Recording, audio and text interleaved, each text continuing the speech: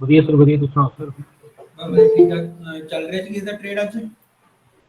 ਹਾਂਜੀ ਹਾਂਜੀ ਸਰ, ਹਾਂਜੀ ਕਾਹਦੇ 'ਚ ਚੱਲ ਰਿਹਾ ਜੀ? ਸਰ GNFC ਦਾ ਸਰ ਕੰਪਲੀਟ ਹੋ ਗਿਆ ਜੀ। ਓਕੇ ਸਰ, ਕੀ ਰਿਹਾ ਜੀ? ਸਰ ਉਹ ਟਾਰਗੇਟ ਦੇਗਾ ਜੀ ਆਪਣਾ ਪੂਰਾ। Okay, very good. ਤੇ ਸਰ ਸਨਫਰਮ ਦਾ ਚੱਲ ਰਿਹਾ ਜੀ, ਉਹ ਵੀ ਪ੍ਰੋਫਿਟ 'ਚ ਚੱਲ ਰਿਹਾ ਹੈ ਜੀ। ਸਨਫਰਮਾ ਤੁਸੀਂ ਸ਼ਾਰਟ ਕੀਤਾ ਹੋਇਆ ਜੀ? ਹਾਂਜੀ ਹਾਂਜੀ ਹਾਂਜੀ very good sir, very good. ਮੈਂ ਵੀ ਕਰ ਰਿਹਾ ਸੀਗਾ। ਸਰ ਹੁਣੇ ਜਸਟ ਜਿਹੜੀ ਆ ਲਾਸਟ ਮਤਲਬ ਹਾਂ, 15 ਹੁਣੇ ਮਿੰਟ ਜਸਟ ਮੈਨੂੰ ਲੱਗਾ ਤੁਸੀਂ 10 ਮਿੰਟ ਵੀ ਨਹੀਂ ਹੋਏ ਜੀ। ਪੌਣੇ 11 ਵਾਲੀ ਕੈਂਡਲ ਤੇ ਕਰਿਆ ਜੀ। ਬਿਲਕੁਲ ਬਿਲਕੁਲ, ਠੀਕ ਹੈ ਜੀ ਸਰ, ਠੀਕ ਹੈ। ਕਿੰਨਾ ਟਾਰਗੇਟ ਰੱਖਿਆ ਜੀ ਤੁਸੀਂ ਉਹਦਾ ਸਨਫਰਮਾ ਦਾ? ਸਰ ਟਾਰਗੇਟ ਅਰਾਊਂਡ 6.5 ਰੁਪਏ ਬਣੇ ਜੀ ਮੇਰੇ ਕੋਲ, ਤਾਂ ਮੇਰੀ ਕੈਲਕੂਲੇਸ਼ਨ ਦੇ ਹਿਸਾਬ ਨਾਲ ਜੀ। ਪਹਿਲੀ ਕੈਂਡਲ ਦੀ 91 ਤੇ 7 ਸੀ ਆਈ ਥਿੰਕ। 8 ਰੁਪਏ ਦਾ ਟਾਰਗੇਟ ਬਣਦਾ ਸੀ ਯਾਰ ਉਹਦੇ ਚ 83 ਤੇ ਜਾ ਕੇ। ਹਾਂਜੀ ਹਾਂਜੀ ਬਿਲਕੁਲ ਸਰ, ਉਧਰ 902 ਤੇ ਮੁੜਿਆ ਹੋਇਆ ਜੀ ਥੱਲੇ। ਹਾਂਜੀ ਹਾਂ, ਤੇ 84 ਰੁਪਏ ਤੇ ਆਪਣੀ ਉਹਦੀ ਰੈਜ਼ਿਸਟੈਂਸ ਵੀ ਹੈਗੀ ਹੈ, ਇੱਕ ਉਹ ਸਪੋਰਟ ਹੈਗੀ ਹੈ। ਅੱਛਾ ਜੀ, ਮੈਂ ਸਰ ਇਸ ਕਰਕੇ ਘਟਾਇਆ ਹੋਇਆ ਜੀ ਨਹੀਂ ਨਾ ਜੀ, ਡੇ ਵਾਲੀ ਕੈਂਡਲ ਤੇ ਨਾ ਜੀ ਉਹਦੀ ਮਤਲਬ ਸ਼ੋ ਹੋ ਰਹੀ ਹੈ ਜੀ। ਠੀਕ ਹੈ। ਹਾਂਜੀ ਸਰ ਹੋਰ ਕਿਹਦਾ ਟ੍ਰੇਡ ਚੱਲ ਰਿਹਾ ਜੀ ਅੱਜ? ਹਾਂਜੀ ਸਰ, ਮੈਂ HPCL ਚ ਲਿੱਤਾ ਸੀਗਾ। ਓਕੇ ਜੀ। ਸਰ 35 ਰੁਪਏ ਦਾ ਹੋਇਆ ਪ੍ਰੋਫਿਟ, ਸਰ ਘੱਟ ਲਿੱਤੇ ਸੀ share. Very good sir, very good. ਕੋਈ ਗੱਲ ਨਹੀਂ ਜੀ, ਆਪਾਂ ਨੂੰ ਪ੍ਰੋਫਿਟ ਦਿਖਣਾ ਚਾਹੀਦਾ। ਇਸ ਤੋਂ ਬਾਅਦ ਸ਼ੇਅਰਾਂ ਦੀ ਗਿਣਤੀ ਵਧਾਉਣੀ ਆ, ਉਹ ਆਪਣੇ ਹੱਥ 'ਚ ਹੈ, ਉਹਦੇ 'ਚ ਕੋਈ ਪ੍ਰੋਬਲਮ ਨਹੀਂ। ਹਾਂਜੀ ਹਾਂਜੀ ਸਰ।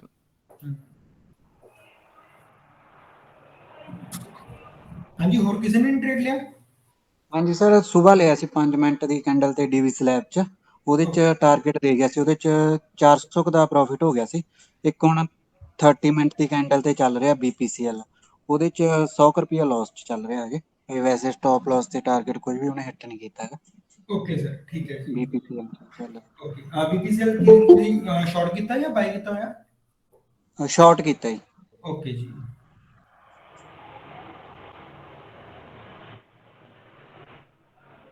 ਇਸ ਤੋਂ ਇਲਾਵਾ ਜੀ ਹੋਰ ਕੋਈ?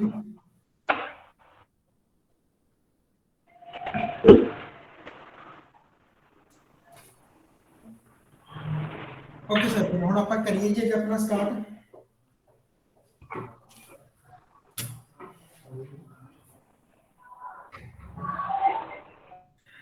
ਕੁਲਵਿੰਦਰ ਜੀ, ਮਾਈਕ ਬੰਦ ਕਰ ਲਓ ਆਪਣਾ।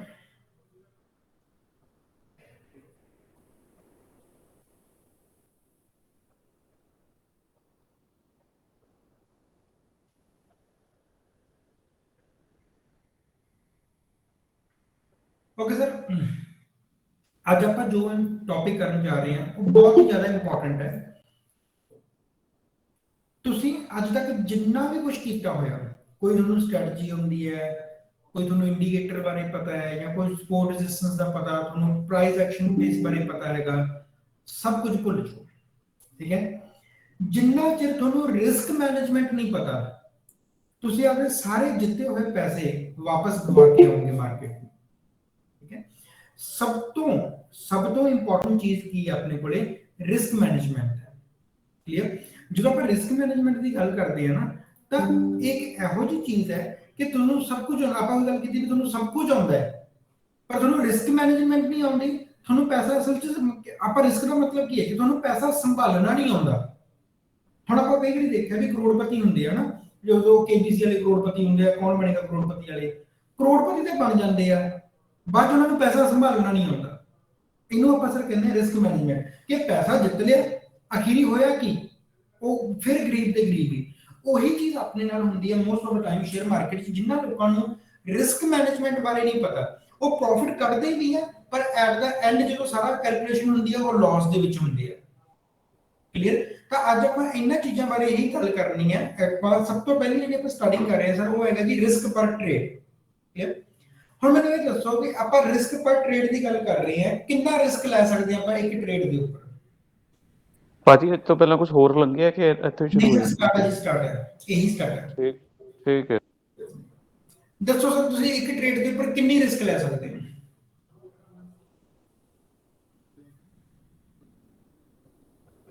ਜਿੰਨਾ ਕੁ ਮਤਲਬ ਆਪਾਂ ਨੂੰ ਪਾਕਟ ਅਲਾਉ ਕਰੇ। ਓਕੇ ਜੀ, ਮੈਨੂੰ ਗਿਣਤੀ ਦੱਸੋ। ਚਲੋ ਸਰ, ਤੁਹਾਡੀ ਪਾਕਟ ਦੱਸੋ ਜੀ ਕਿੰਨਾ ਅਲਾਉ ਕਰਦੀ ਆ, ਕਿ ਤੁਸੀਂ ਇੱਕ ਟ੍ਰੇਡ ਲੈ ਰਹੇ ਹੋ, ਤੁਸੀਂ ਕਿੰਨਾ ਰਿਸਕ ਲੈ ਸਕਦੇ ਹੋ ਉਹਦੇ ਵਿੱਚ? ਜੇ ਮੰਨ ਲਓ ਸਰ 5%। 1000 ਰੁਪਿਆ ਲਗਾਇਆ ਹੈ ਹਾਂਜੀ ਤੇ 1000 ਰੁਪਏ ਚ ਆਪਣਾ ਕੀ ਕਹਿੰਦੇ 50 ਤੋਂ 100 ਰੁਪਏ ਤੱਕ ਬੰਦਾ ਕਵੇ ਕਿ ਠੀਕ ਹੈ ਲਾਸ ਹੋ ਗਿਆ, ਠੀਕ ਹੈ, ਨਹੀਂ ਤੇ ਛੱਡ ਦੋ ਫਿਰ। ਓਕੇ ਸਰ, ਹੁਣ ਸਰ ਕੋਈ ਹੋਰ ਕੀ ਸੋਚ ਰਿਹਾ ਹੋਊਗਾ ਜੀ? ਕੋਈ ਹੋਰ ਦੱਸੋ ਵੀ ਤੁਸੀਂ ਭਾਈ ਕਿੰਨਾ ਟ੍ਰੇਡ ਲੈ ਸਕਦੇ ਹੋ ਰਿਸਕ? ਸਰ 5% ਕੈਪੀਟਲ ਦਾ। ਓਕੇ ਜੀ, ਕੈਪੀਟਲ ਦਾ 5%, ਵੈਰੀ ਗੁੱਡ। ਹੋਰ ਕੋਈ ਵੀ?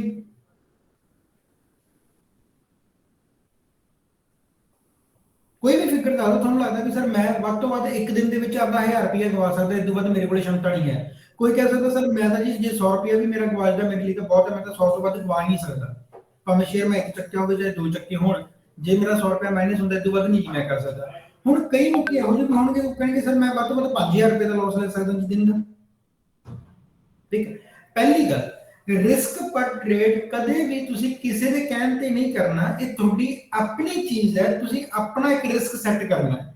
ਦੇਖੋ ਕਿਉਂ, ਹੁਣ ਮੰਨ ਲਓ ਇੱਕ ਬੰਦਾ ਜੌਬ ਵਾਲਾ ਹੈ, ਉਹਦੀ 50000 ਰੁਪਏ ਸੈਲਰੀ ਹੈ, ਉਹਦਾ ਜੇ ਇਸ ਮਹੀਨੇ ਮੰਨ ਲਓ 10000 ਡੁੱਬ ਵੀ ਗਿਆ, ਉਹਨੂੰ ਪਤਾ ਵੀ ਮੈਨੂੰ ਅਗਲੇ ਮਹੀਨੇ ਫਿਰ 50000 ਰੁਪਏ ਆ ਜਾਣਾ।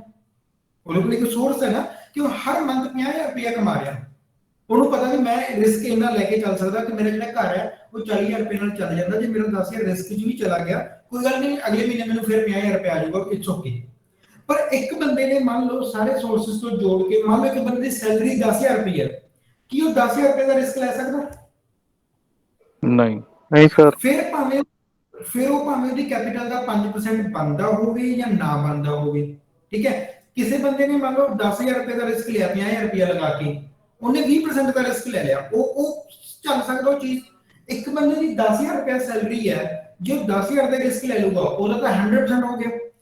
ਤੇ ਆਪਾਂ ਜਦੋਂ ਵੀ ਗੱਲ ਕਰਦੇ ਹਾਂ ਕਿ ਰਿਸਕ ਪਰ ਟ੍ਰੇਡ, ਸਭ ਤੋਂ ਜ਼ਰੂਰੀ ਗੱਲ ਸਰ ਇਹਦੇ ਵਿੱਚ ਇਹ ਹੁੰਦੀ ਹੈ ਜੀ ਕਿ ਰਿਸਕ ਹਮੇਸ਼ਾ ਤੁਹਾਡਾ ਆਪਣਾ ਹੈ। ਆਪਾਂ ਕਈ ਵਾਰੀ ਕਹਿ ਦਿੰਦੇ ਹਾਂ ਕਿ ਚਲੋ ਆਪਾਂ ਮੋਸਟਲੀ ਆਪਾਂ ਸੁਣਦੇ ਹਾਂ ਵੀ 5% ਰਿਸਕ ਲੈ ਲਓ ਜੀ, 2% ਰਿਸਕ ਲੈ ਲਓ ਜੀ, ਜਿੰਨੀ ਵੀ ਤੁਹਾਡੀ ਕੈਪੀਟਲ ਅਮਾਉਂਟ ਹੈਗੀ ਹੈ। ਕਈ ਵਾਰੀ ਕੁਝ ਲੋਕੀ ਕਹਿੰਦੇ ਕਿ 8% ਤੱਕ ਰਿਸਕ ਲੈ ਕੇ ਚੱਲਦੇ ਆ ਉਹ, ਕਲੀਅਰ, ਕਿ ਸਾਡਾ ਸਟਾਪ ਲਾਸ ਹਿੱਟ ਨਾ ਹੋਵੇ, ਟਾਈਮ ਲੱਗ ਜਾਏ ਪਰ ਸਟਾਪ ਲਾਸ ਹਿੱਟ ਨਾ ਹੋਵੇ, ਅਸੀਂ ਦੁਬਾਰਾ ਪ੍ਰੋਫਿਟ ਚ ਆ ਜਾਈਏ। ਤਾਂ ਗੱਲ ਇਹ ਹੁੰਦੀ ਹੈ ਵੀ ਹਰ ਇੱਕ ਬੰਦਾ ਆਪਦਾ ਰਿਸਕ ਖੁਦ ਡਿਫਾਈਨ ਕਰਦਾ, ਉਹ ਕਿਸੇ ਦੇ ਕਹਿਣ ਤੇ ਨਹੀਂ ਚੱਲਣਾ। ਤੇ ਆਪਾਂ ਵੀ ਕਦੇ ਕਿਸੇ ਦੇ ਕਹਿਣ ਤੇ ਜਾਂ ਮੇਰੇ ਕਹਿਣ ਤੇ ਨਹੀਂ ਚੱਲਣਾ। ਮੰਨ ਲਓ ਮੈਂ ਕਹਿੰਦਾ ਜੀ ਮੈਂ ਤਾਂ 8% ਰਿਸਕ ਲੈ ਕੇ ਚੱਲਦਾ, ਕੀ ਤੁਸੀਂ 8% ਰਿਸਕ ਲੈ ਕੇ ਚੱਲ ਸਕਦੇ ਹੋ? ਜੇ ਤੁਹਾਡੀ ਨਹੀਂ। ਹੈ ਤੁਸੀਂ ਲੈ ਸਕਦੇ ਹੋ, ਨਹੀਂ ਹੈ ਤੁਸੀਂ ਕਹੋਗੇ ਸਰ ਮੈਂ ਤਾਂ 5 ਹੀ ਲੈ ਸਕਦਾ। ਫਿਰ ਉਹੀ ਗੱਲ, ਕੋਈ ਕਹਿੰਦਾ ਕਿ ਸਰ ਮੈਂ ਤਾਂ ਜੀ 3% ਹੀ ਲੈ ਸਕਦਾ। ਤਾਂ ਹਮੇਸ਼ਾ ਸਭ ਤੋਂ ਪਹਿਲਾਂ ਸ਼ੇਅਰ ਨੂੰ ਬਾਏ ਕਰਨ ਤੋਂ ਪਹਿਲਾਂ, ਮੈਂ ਤਾਂ ਚਾਰਟ ਦੇਖਣ ਤੋਂ ਪਹਿਲਾਂ, ਟ੍ਰੇਡਿੰਗ ਵਿਊ 'ਚ ਜਾਣ ਤੋਂ ਪਹਿਲਾਂ, ਜਦੋਂ ਵੀ ਆਪਾਂ ਤਿਆਰੀ ਜੀ ਕਰਦੇ ਹਾਂ ਵੀ ਚਲੋ ਅੱਜ ਆਪਾਂ ਟ੍ਰੇਡ ਕਰਨ ਲੱਗੇ ਹਾਂ, ਤਾਂ ਸਭ ਤੋਂ ਪਹਿਲਾਂ ਆਪਣਾ ਰਿਸਕ ਡਿਫਾਈਨ ਕਰੋ ਕਿ ਸਰ ਜੋ ਮੈਂ ਅੱਜ ਟ੍ਰੇਡ ਕਰ ਰਿਹਾ ਹੈਗਾ ਜੀ, ਉਹ ਆਹ ਦੇਖੋ ਇੱਕ ਚੀਜ਼ ਉਹਦੇ ਵਿੱਚ ਇਹ ਵੀ ਹੈ ਨਾ, ਜਦੋਂ ਆਪਾਂ ਕਹਿੰਦੇ ਕਿ ਕੈਪੀਟਲ ਦਾ, ਆਪਾਂ ਕਹਿੰਦੇ ਜੀ ਅਸੀਂ ਕੈਪੀਟਲ ਦਾ 5% ਉਹ ਲੈ ਲੈਣਾ, ਰਿਸਕ ਲੈ ਲੈਣਾ, ਜੇ ਕੀ ਜ਼ਰੂਰੀ ਹੈ ਕਿ ਉਸ ਟ੍ਰੇਡ ਦੇ ਵਿੱਚ ਤੁਹਾਡੀ ਸਾਰੀ ਕੈਪੀਟਲ ਹੀ ਲਗਾਓਗੇ ਤੁਸੀਂ? ਤੁਹਾਡੇ ਨਹੀਂ। ਕੋਲ 10000 ਰੁਪਏ ਪਿਆ, ਕਿ ਜ਼ਰੂਰੀ ਹੈ ਕਿ ਜੀ ਮੈਂ ਤਾਂ 10000 ਦੇ ਸ਼ੇਅਰ ਚੱਕੂਗਾ? ਇਹ ਵੀ ਆਪਾਂ ਕਿਸੇ ਚ ਪੜਾਂਗੇ ਪ੍ਰੋਪਰ, ਠੀਕ ਹੈ। ਤਾਂ ਆਪਾਂ ਹਰ ਇੱਕ ਪਰਸਨ ਕੀ ਕਰਾਂਗੇ, ਆਪਦਾ ਇੱਕ ਰਿਸਕ ਡਿਫਾਈਨ ਕਰਕੇ ਚੱਲਾਂਗੇ। ਜਦੋਂ ਆਪਾਂ ਟ੍ਰੇਡ ਲੈਣ ਲੱਗੇ ਆ ਤਾਂ ਟ੍ਰੇਡ ਤੋਂ ਪਹਿਲਾਂ, ਟ੍ਰੇਡ ਦੀ ਐਂਟਰੀ ਲੈਣ ਤੋਂ ਪਹਿਲਾਂ, ਐਗਜ਼ਿਟ ਲੈਣ ਤੋਂ ਪਹਿਲਾਂ, ਸਭ ਤੋਂ ਪਹਿਲਾਂ ਜਿਹੜੀ ਚੀਜ਼ ਮੇਰੇ ਮਾਈਂਡ 'ਚ ਆਉਣੀ ਚਾਹੀਦੀ ਹੈ ਉਹ ਇਹ ਹੈ ਕਿ ਮੈਂ ਇਸ ਟ੍ਰੇਡ ਤੇ ਰਿਸਕ ਕਿੰਨਾ ਲੈਣਾ, ਠੀਕ ਹੈ। ਫਿਰ ਸਰ ਆਪਾਂ ਗੱਲ ਕਰਦੇ ਹਾਂ ਜੀ ਰਿਸਕ ਰਿਵਾਰਡ ਰੇਸ਼ੋ ਦੀ। ਇਹ ਆਪਾਂ ਪਹਿਲਾਂ ਵੀ ਸਟਾਰਟਿੰਗ ਦੇ ਵਿੱਚ ਵੀ ਗੱਲ ਕੀਤੀ ਸੀ। ਜਦੋਂ ਆਪਾਂ ਰਿਸਕ ਰਿਵਾਰਡ ਰੇਸ਼ੋ ਦੀ ਗੱਲ ਕਰਦੇ ਹਾਂ ਤਾਂ ਤੁਹਾਨੂੰ ਯਾਦ ਹੋਊਗਾ ਆਪਾਂ ਕਿਹਾ ਸੀਗਾ ਕਿ ਰਿਸਕ ਵੱਡਾ ਹੋਣਾ ਚਾਹੀਦਾ ਕਿ ਰਿਵਾਰਡ ਵੱਡਾ ਹੋਣਾ ਚਾਹੀਦਾ? ਰਿਵਾਰਡ। ਹਮੇਸ਼ਾ ਰਿਵਾਰਡ ਵੱਡਾ ਹੋਣਾ ਚਾਹੀਦਾ। ਹੁਣ ਆਪਾਂ ਗੱਲ ਕੀਤੀ ਸੀ ਕਿ ਜੇ ਤੁਹਾਡਾ ਰਿਸਕ 1 ਹੈ ਤੇ ਰਿਵਾਰਡ 2 ਹੋਣਾ ਚਾਹੀਦਾ ਜਾਂ 1.5 ਹੋਣਾ ਚਾਹੀਦਾ, ਹਨਾ। ਹੁਣ ਮੰਨ ਲਓ ਤੁਹਾਡਾ ਰਿਵਾਰਡ 2 ਹੈ, ਰਿਸਕ 1 ਹੈ। ਜੇ ਤੁਹਾਨੂੰ ਹਫਤੇ 'ਚ 2 ਦਿਨ ਵੀ ਪ੍ਰੋਫਿਟ ਹੁੰਦਾ, 3 ਦਿਨ ਲਾਸ ਵੀ ਹੋ ਜਾਂਦਾ, ਤਾਂ ਮੈਨੂੰ ਦੱਸੋ ਤੁਸੀਂ ਅਲਟੀਮੇਟਲੀ ਪ੍ਰੋਫਿਟ ਚੋਂ ਕਿ ਲਾਸ? ਹੁਣ ਫਿਰ ਡਿਪੈਂਡ ਕਰਦਾ ਕਿ ਅਮਾਉਂਟ ਕਿੰਨੀ ਹੈਗੀ ਹੈ।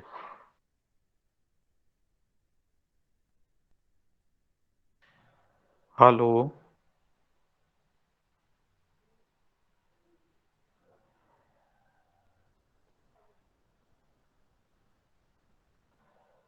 ਹੈਲੋ।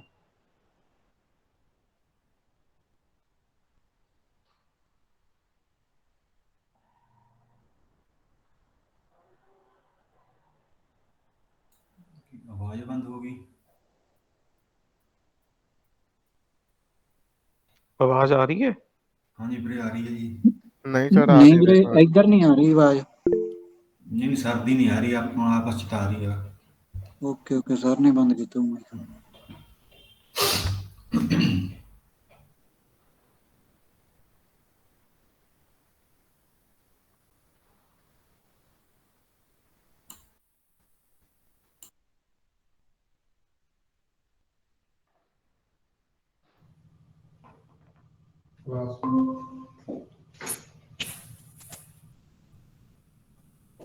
ਹੈਲੋ ਹਾਂਜੀ ਹਾਂਜੀ ਹਾਂਜੀ।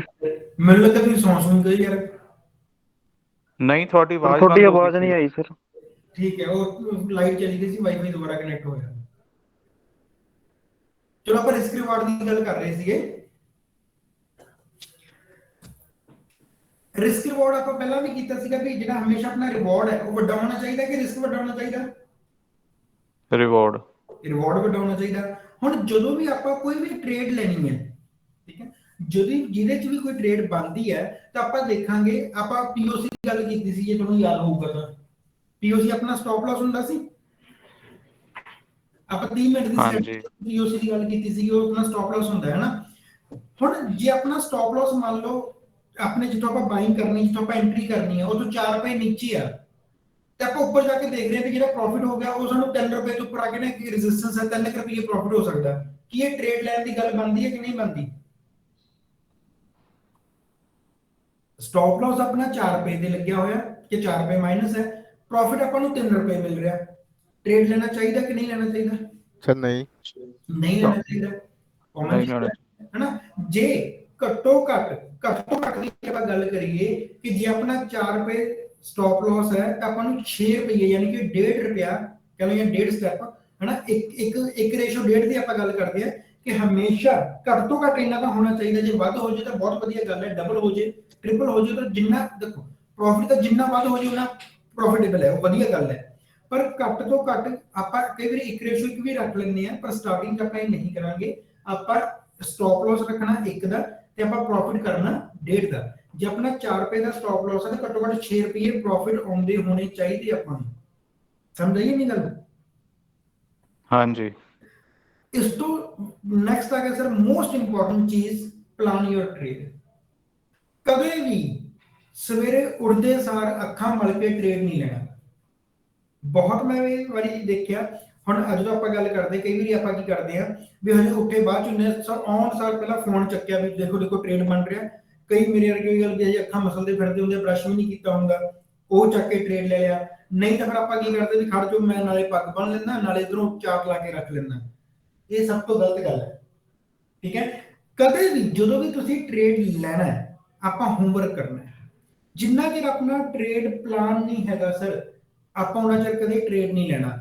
ਆਪਾਂ ਸਵੇਰੇ ਪਤਾ ਕੀ ਕਰਦੇ ਆ, ਆਪਾਂ ਕੋਈ ਗੱਲ ਵੀ ਉੱਠੇ, ਆਪਾਂ ਚਾਰਟ ਖੋਲਿਆ, ਆਪਾਂ ਲੱਭ ਰਹੇ ਆ ਅੱਛਾ ਆਹ ਸ਼ੇਅਰ ਹੈਗਾ, ਆਹ ਹੈਗਾ, ਆਹ ਹੈਗਾ, ਇਹ ਗਲਤ ਹੈ। ਤੁਹਾਨੂੰ ਮੈਂ ਸ਼ੇਅਰ ਦੱਸ ਦਿਆ ਕਿੱਥੋਂ ਕੱਢਣੇ ਆ, ਪਤਾ ਕਿੱਥੋਂ ਕੱਢਣੇ ਆ?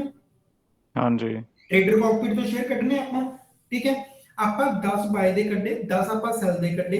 ਇਸ ਤੋਂ ਬਾਅਦ ਰਾਤ ਨੂੰ ਆਪਾਂ ਉਹਦੇ ਤੇ ਪੀਓਸੀ ਲਾ ਕੇ ਸੌਵਾਂਗੇ।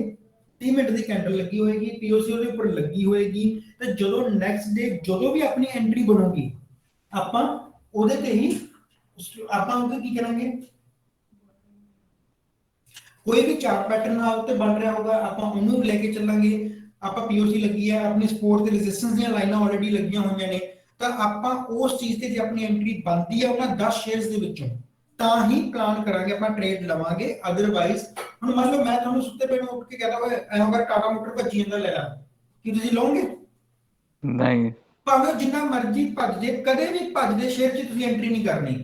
ਜੇ ਚੱਲਦੀ ਬੱਸ 'ਚ ਚੜੋਗੇ ਤੇ ਦੇਖ ਲਓ ਕੀ ਹੋਊਗਾ, ਤੁਸੀਂ ਗਿਰੋਗੇ, ਤੁਸੀਂ ਸਫਰ ਨਹੀਂ ਕਰੋਗੇ। ਠੀਕ ਹੈ ਨਾ, ਹਮੇਸ਼ਾ ਚੱਲਦੀ ਬੱਸ ਚੋਂ ਨਹੀਂ ਆਪਾਂ ਚੜਨਾ, ਨਾ ਹੀ ਆਪਾਂ ਚੱਲਦੀ ਬੱਸ 'ਚ ਉਤਰਨਾ।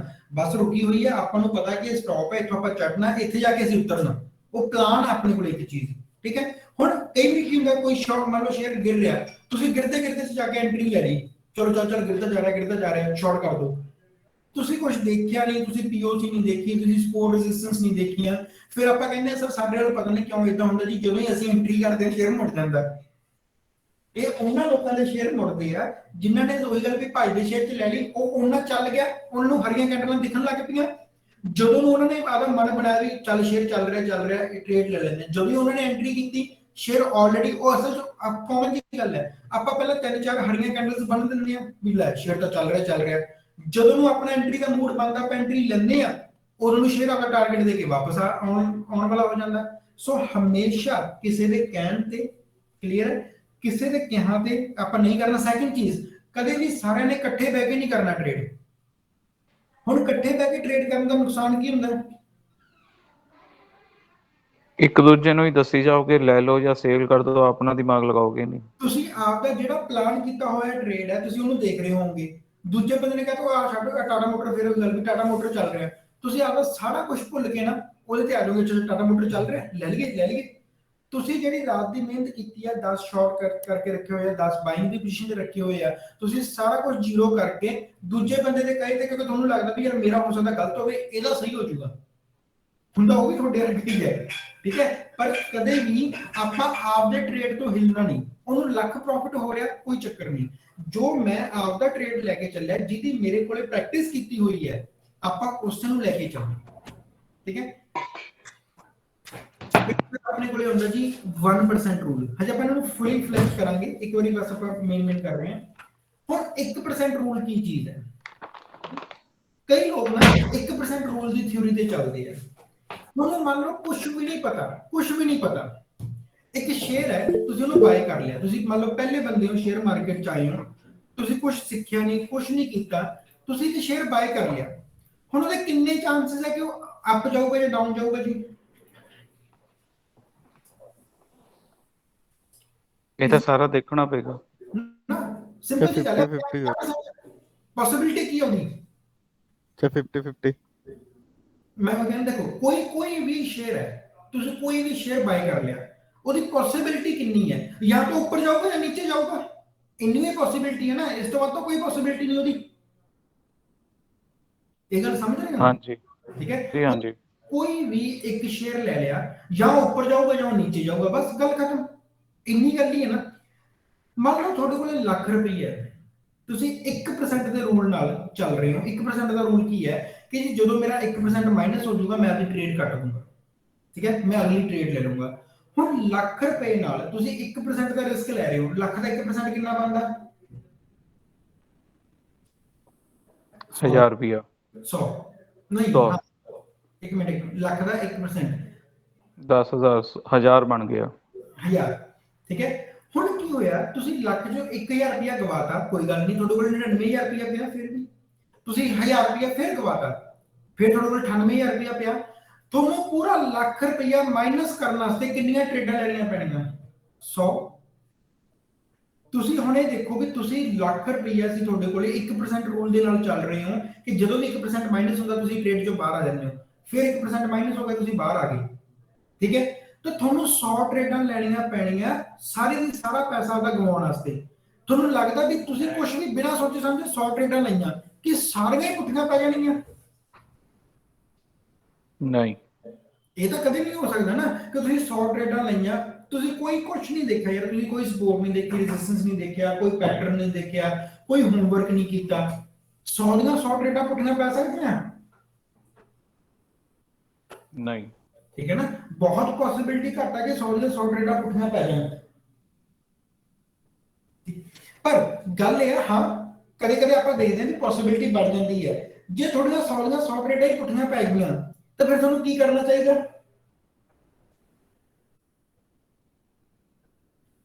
ਫਿਰ ਤੁਹਾਨੂੰ ਸਭ ਤੋਂ ਪਹਿਲਾਂ ਰੱਬ ਨੂੰ ਮਨਾਉਣਾ ਚਾਹੀਦਾ, ਫਿਰ ਤੁਹਾਨੂੰ ਚਾਂਸ ਪੈਟਰਨ ਦੀ ਲੋੜ ਨਹੀਂ ਹੈ। ਤਾਂ ਜਦੋਂ ਵੀ ਆਪਾਂ ਇਹਦੀ ਗੱਲ ਕਰਦੇ ਹਾਂ, 1% ਦਾ ਰੂਲ ਨਾ ਇਸ ਕਰਕੇ ਮੰਨਿਆ ਜਾਂਦਾ ਕਿ ਤੁਹਾਡਾ 1% ਦੇ ਰੂਲ ਨਾਲ ਕਦੇ ਵੀ ਕੈਪੀਟਲ ਸਾਰੀ ਦੀ ਸਾਰੀ ਡੁੱਬਦੀ ਨਹੀਂ, ਕਿਉਂਕਿ ਤੁਸੀਂ 100 ਟ੍ਰੇਡਾਂ ਲਾਉਂਗੇ, ਵਿੱਚੋਂ ਮੰਨ ਲਓ 30 ਫੇਰ ਪੋਜ਼ਿਟਿਵ ਹੋ ਗਈਆਂ, ਇਸ ਤੋਂ ਬਾਅਦ 30 ਤੋਂ ਫਿਰ ਹੋਰ ਪੋਜ਼ਿਟਿਵ ਹੋ ਗਈਆਂ, ਫਿਰ ਕਦੇ 60 ਪੋਜ਼ਿਟਿਵ ਹੋ ਗਈਆਂ, ਕਦੇ 40 ਨੈਗੇਟਿਵ ਰਹਿ ਗਈਆਂ। ਤਾਂ ਇਦਾਂ ਕਰਕੇ ਕਦੇ ਵੀ ਪੈਸਾ ਨਹੀਂ ਡੁੱਬਦਾ ਤੁਹਾਡਾ। ਤੁਸੀਂ ਰਿਸਕ ਕਿੰਨਾ ਲੈ ਰਹੇ ਹੋ, ਰਿਵਾਰਡ ਕਿੰਨਾ ਲੈ ਰਹੇ ਹੋ, ਸਭ ਕੁਝ ਭੁੱਲ ਜਾਓ।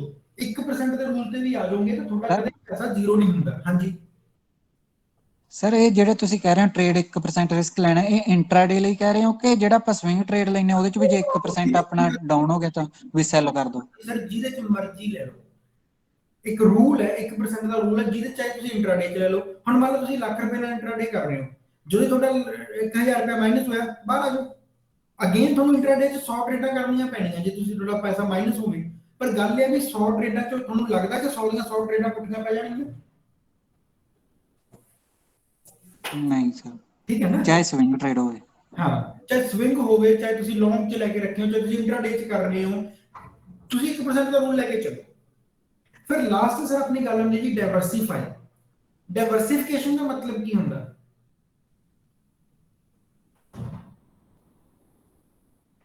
ਸਰ ਸਕਰੀਨ ਸ਼ੇਅਰ ਕਰੋ। ਚੀਜ਼ਾਂ ਨੂੰ ਅਲੱਗ-ਅਲੱਗ ਜਗ੍ਹਾ ਤੇ ਲਗਾਉਣਾ। ਹਾਂ, ਆਪਣੇ ਕੋਲ ਇੱਕ ਰੂਲ ਹੁੰਦਾ, ਆਪਾਂ ਇੱਕ ਕਹਾਵਤ ਸੁਣੀ ਹੁੰਦੀ ਹੈ ਕਿ don't keep your all eggs in one basket, ਹੈ ਨਾ। ਸਾਰੇ ਅੰਡੇ ਇੱਕੋ ਬਾਸਕਟ 'ਚ ਨਾ ਰੱਖੋ, ਕਿਉਂਕਿ ਬਾਸਕਟ ਗਿਰ ਗਈ ਤਾਂ ਅੰਡੇ ਸਾਰੇ ਗਿਰ ਜਾਣੇ ਆ।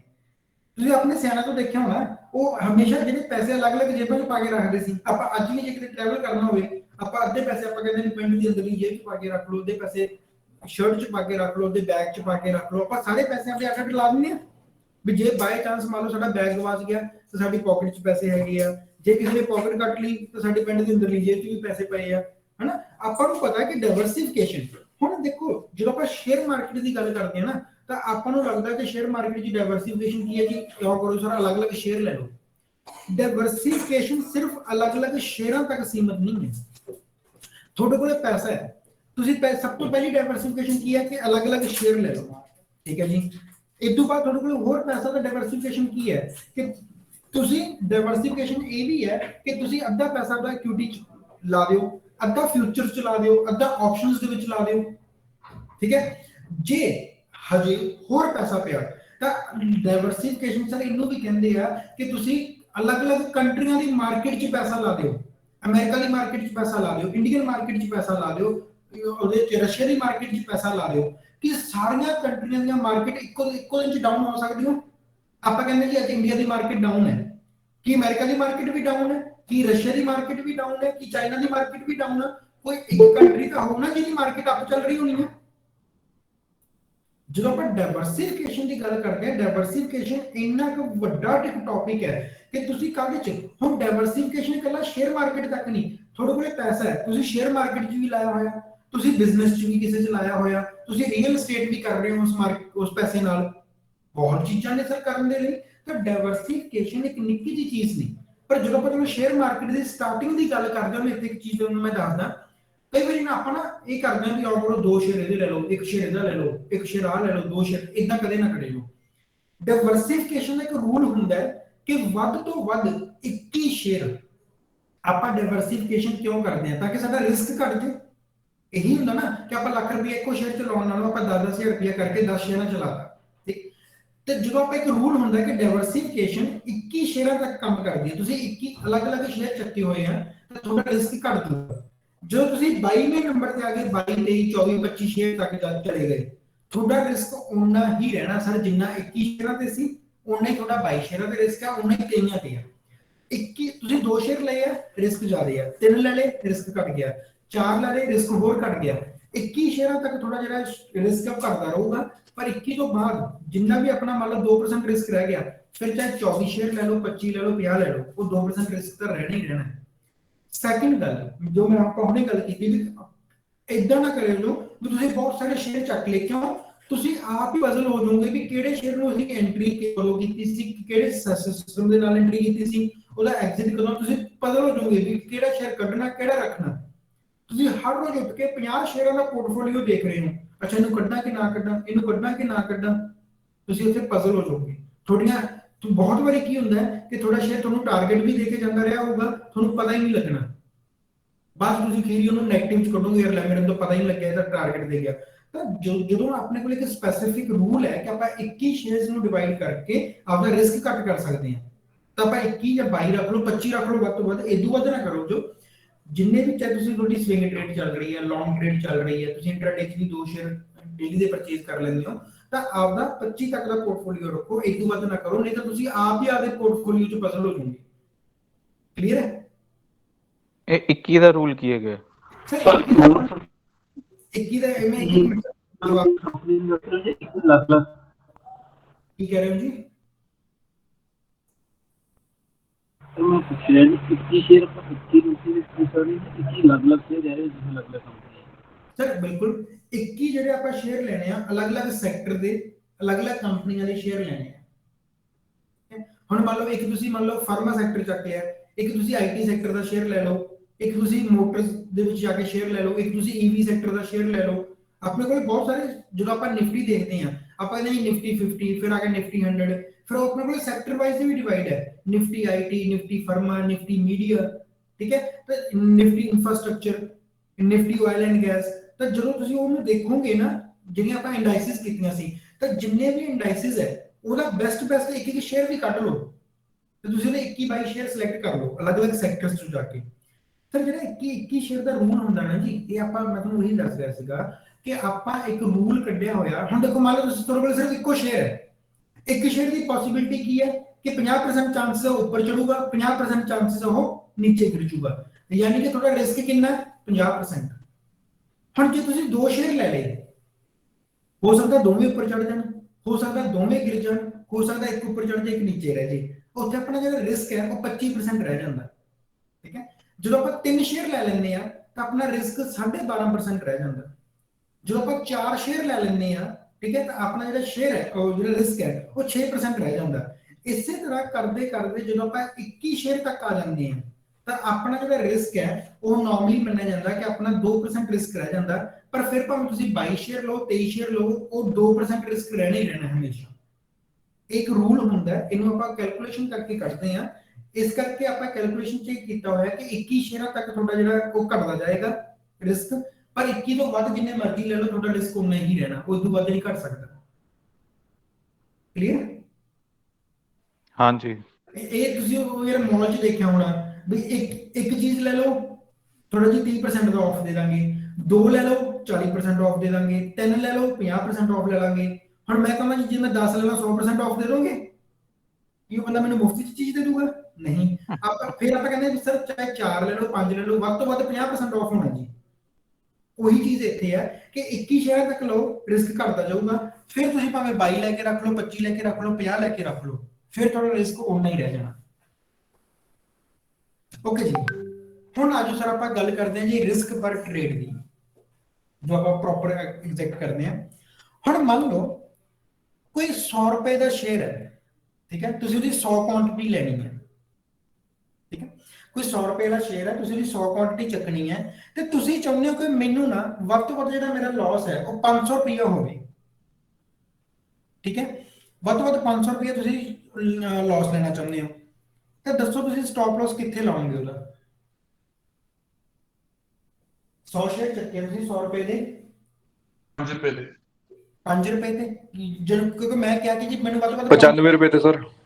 ਕਾਮਨ ਦੀ ਗੱਲ ਹੈ ਹਾਂਜੀ ਨਾ? ਮਤਲਬ 5 ਮਾਈਨਸ ਕਰ ਦਿੰਦੇ। ਬਿਲकुल। अब मैं 500 रुपए का रिस्क लेना, 100 शेयर चक्की है, यानी कि पर शेयर 5 रुपए का रिस्क ले रहे हो, 100 रुपए का शेयर है, मैं 95 रुपए के आपका स्टॉप लॉस लगा दूंगा। इन्नी गल क्लियर हुई? हाँ जी, ठीक है। हुण एक चीज दसो, आपा 95 रुपए स्टॉप लॉस की देख के लाया? सर कोई पहला भी चार्ट सपोर्ट वगैरह। होवे, चार्ट वगैरह कोई पैटर्न वगैरह? नहीं सर, आपा तो 95 रुपए स्टॉप लॉस लाया आपकी 500 रुपए ਨੂੰ ਦੇਖ ਕੇ।